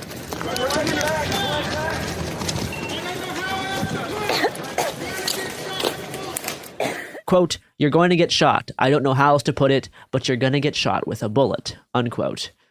That same person who recorded that interaction also reported that she heard an officer with his sidearm drawn in the living room say, quote, "I swear to God, I will fucking kill you," unquote. Some people opted for safety in numbers and decided they'd rather stay together as a group, as opposed to the risk of trying to escape through the woods alone that night. About 150 people congregated in front of the festival stage, and musicians that stuck around continued to play music. So the music festival continues unhindered until dusk. And about then is when DJ Elrad comes up, and officers get out and call over like 5 people from the crowd. And so at this point, I think there's like somewhere between 75 to 100 people still at the music fest watching the music. And people are calling out from the stage like, we have a legal right to be here. This is public property. We had dueling loudspeakers. Two people having a regular conversation across a field via opposing loudspeakers. Very Scott Pilgrim versus the world, right? Like, as the police are trying to shut down a concert, and there's like punks screaming into the mic, and police officers using the LRAD to scream back. It's just amazing. I mean, the visuals of this whole day, I think are kind of really easy to imagine, even if you're not there. Yeah. Roughly after 2 hours of hunting down and detaining stragglers from the festival, dozens of SWAT in riot gear with high-end rifles and armored vehicles slowly moved in towards the stage. Police told festival goers that they had 3 minutes to leave the festival under threat of arrest for domestic terrorism, to which festival goers responded by shouting no. In front of the stage, the crowd linked arms and chanted, "Let us go home and we have children." Let us go home! Let us go home! Let us go home! Let us go home! Apparently unable to mass arrest 150 people for whatever reason, police called for 5 individuals from the festival to engage in a brief discussion. After this odd negotiation with a handful of random concertgoers, festival attendees were told they had 10 minutes to walk to their cars and go home, or else be charged with domestic terrorism. About half the crowd has cars parked in the RC field, and the police allow them to go to their cars and leave, leaving like somewhere between 3 dozen, somewhere around 3 dozen people without cars still remaining at the festival. And this whole time, they're also chanting, "We have kids, let us go." And like it's this very big moment of solidarity that I've been told from like people who were there, that you could tell that everybody was like really interested in keeping each other safe. Yeah, it was weird because police were they were letting some people walk away and leave, letting some people drive away, arresting others, not really with no clear indication for why they're letting some go and not letting others go. But then this crowd of people around the stage were eventually allowed to leave the music festival in big rented vans. The police then ID'd the people who rented the vans and were driving the vans, but everyone was able to exit who stayed by the music festival. Around midnight, the Atlanta Police Department posted a press release saying that 35 people have been detained, which was kind of weird language because everyone assumed that those who had been taken by police were all going to be arrested and charged. But then, less than an hour later, 12 individuals were suddenly released from police custody back to Gresham Park. Since then, witnesses and lawyers have claimed that police separated out people with Atlanta addresses on their IDs and released those individuals. And then the remaining 23 people, mostly with out-of-state IDs or a non-Atlanta address, were arrested and charged with domestic terrorism to continue the outside agitator narrative, bringing the total number of people charged with domestic terrorism to 42. Ever since Sunday night, there's been this effort from police and their media allies to frame these arrests as if they happened at the scene of the crime, alleging that the 23 people arrested were themselves torching equipment or actively engaged in domestic terrorism. Yet all of the arrests took place almost a mile away at the music festival, and even further away in some cases, like in the parking lot, which is on the other side of the forest from the North Gate. To quote an article in Truthout by Candace Byrne, quote, "Law enforcement failing to apprehend specific individuals at the site itself indiscriminately targeted the music festival, pouring into the field, campgrounds, and parking lot with weapons drawn. They issued commands, chased people down, and threatened to shoot and arrest festival attendees, unquote. Still, major news outlets all but ignored the fact that all arrests occurred seemingly at random during a police raid of the nearby South River Music Festival, where people gathered to see Zach Fox live, to jump in a bouncy castle, and enjoy the outdoors. Many attendees had little to no idea of what had occurred at the Cop City construction site. Those who got lucky were forced to walk through tear gas to get to their cars, while others were assaulted by police and charged with domestic terrorism, risking 35 years in prison. Here's a clip from NBC's Today Show. We've got breaking news out of Atlanta overnight. Dozens arrested after what's being described as a coordinated criminal attack. It happened at the future site of a police training center. NBC's Blaine Alexander's on the story for us. Blaine, good morning. Officials say protesters burned construction vehicles and a trailer and set off fireworks toward officers stationed nearby. This wasn't about a public safety training center. This was about anarchy, and this was about the attempt to destabilize. Police point to a group of what they call outside agitators, saying they left an event nearby, changed into black clothing, and mounted a coordinated attack on construction equipment and police officers. To quote a statement from the Sonic Defense Committee, quote, "The indiscriminate brutalization and arrest of festival goers suggests that law enforcement agencies will go to great lengths to paint the movement to stop Cop City and defend the Atlanta forest as a criminal organization. It is, in fact, a broad, decentralized movement with no ideological or organizational unity, only a shared goal. They believe that the movement is made up of bad actors who betray otherwise peaceful protesters, but the movement is not committed to any particular tactic, instead accepting the diversity of approaches to stop the project. The police claim that the movement is not made up of any Atlantans, while Atlanta University Center students, local clergy, faith leaders, small businesses, and dozens of locally famous artists and musicians organize themselves within the movement. The police's false narrative and heavy-handed approach to dealing with the opposition to the Cop City project is slowly starting to enclose them in. As the movement grows and city and state officials refuse to see the reality of what they are dealing with, their own authority is being brought into question. If they are not careful, the stakes of the movement will soon exceed the bounds of the forest and Cop City. In fact, that process may already have begun. I think to talk about what happened, we kind of do have to go back to put it in context. And going back to January, that was the end of the occupation or the continuous encampments in Weelaunee. And then fast forward to late January, they get the LDP.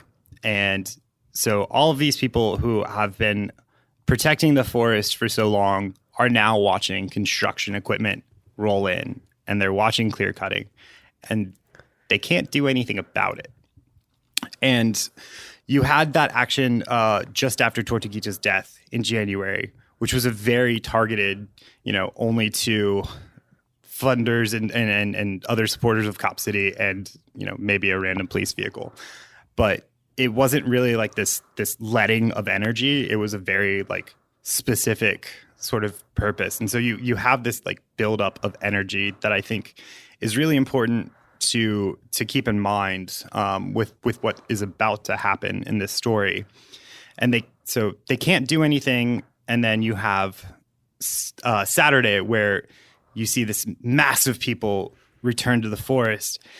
And I think it's almost unavoidable in retrospect to look at that and for them not to have said, what can we do now that we couldn't do before?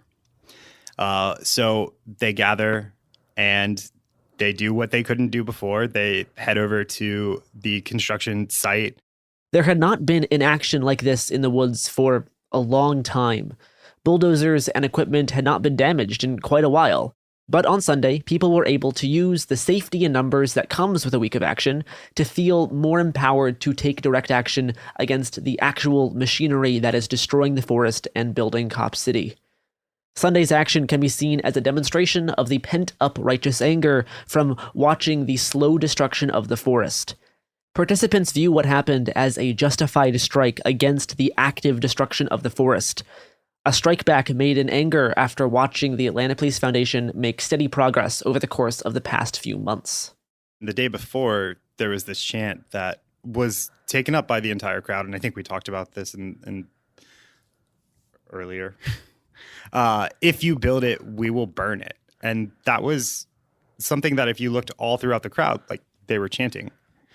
Everybody.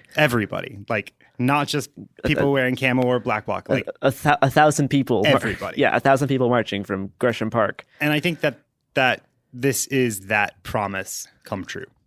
Sunday's action was itself a pretty unique moment in the recent history of environmental and anti-police struggles. Watching hundreds of people go on the offensive to participate in a mass coordinated sabotage in defense of both the forest and targets of police violence felt like an unprecedented moment in our modern paradigm of resistance in the United States.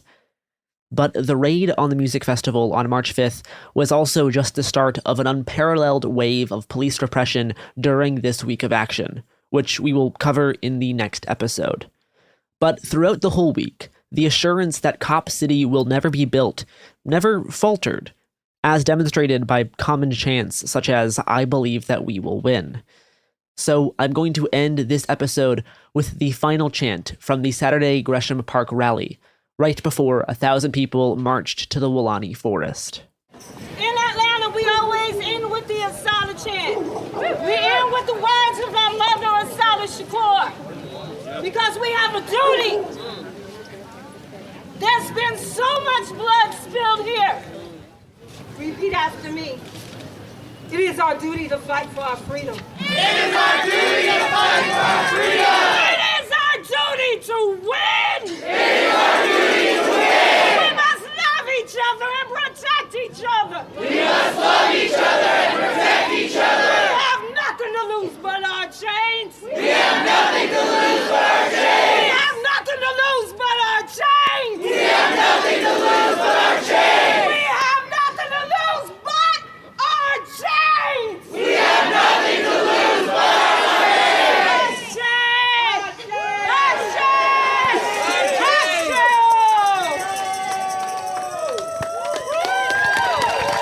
chains. Music festival audio courtesy of Unicorn Riot. Hey, we'll be back Monday with more episodes every week from now until the heat death of the universe. It Could Happen Here is a production of Cool Zone Media. For more podcasts from Cool Zone Media, visit our website, coolzonemedia.com, or check us out on the iHeartRadio app, Apple Podcasts, or wherever you listen to podcasts. You can find sources for It Could Happen Here updated monthly at coolzonemedia.com/sources. Thanks for listening. You're listening to a podcast, so you're doing something else too, like maybe scrolling home listings on Redfin, saving places you like without thinking you'll get them. Because that's what house hunting has become. But Redfin isn't built for endless browsing. It's built to help you find and own a home. Redfin agents close twice as many deals as other agents, which means when you find a place you love, you've got a real shot at getting it. Redfin helps turn saved listings into real addresses. Get started at redfin.com. Own the dream. Kids, pets, life, your sofa sees it all. But with a washable sofa, stains don't stand a chance. All of our sofa collections come with fully machine washable covers and cushions, making cleanup effortless. Liquid and stain-resistant fabrics provide extra protection against everyday messes. Plus, with modular designs, you can rearrange your sofa however you like. Perfect for growing families and changing spaces. Starting at just $699, it's time to upgrade to a stress-free, mess-proof sofa. Visit washablesofas.com today and save. Offers are subject to change and certain restrictions may apply. Well, the holidays have come and gone once again, but if you've forgotten to get that special someone in your life a gift, well, Mint Mobile is extending their holiday offer of half off unlimited wireless. So here's the idea. You get it now, you call it an early present for next year. What do you have to lose? Give it a try at mintmobile.com/switch. Limited time 50% off regular price for new customers. Upfront payment required. $45 for 3 month, $90 for 6 month, or $180 for 12-month plan. Taxes and fees extra. Speeds may slow after 50 gigabytes per month when network is busy. See terms. This is an iHeart podcast. Guaranteed Human.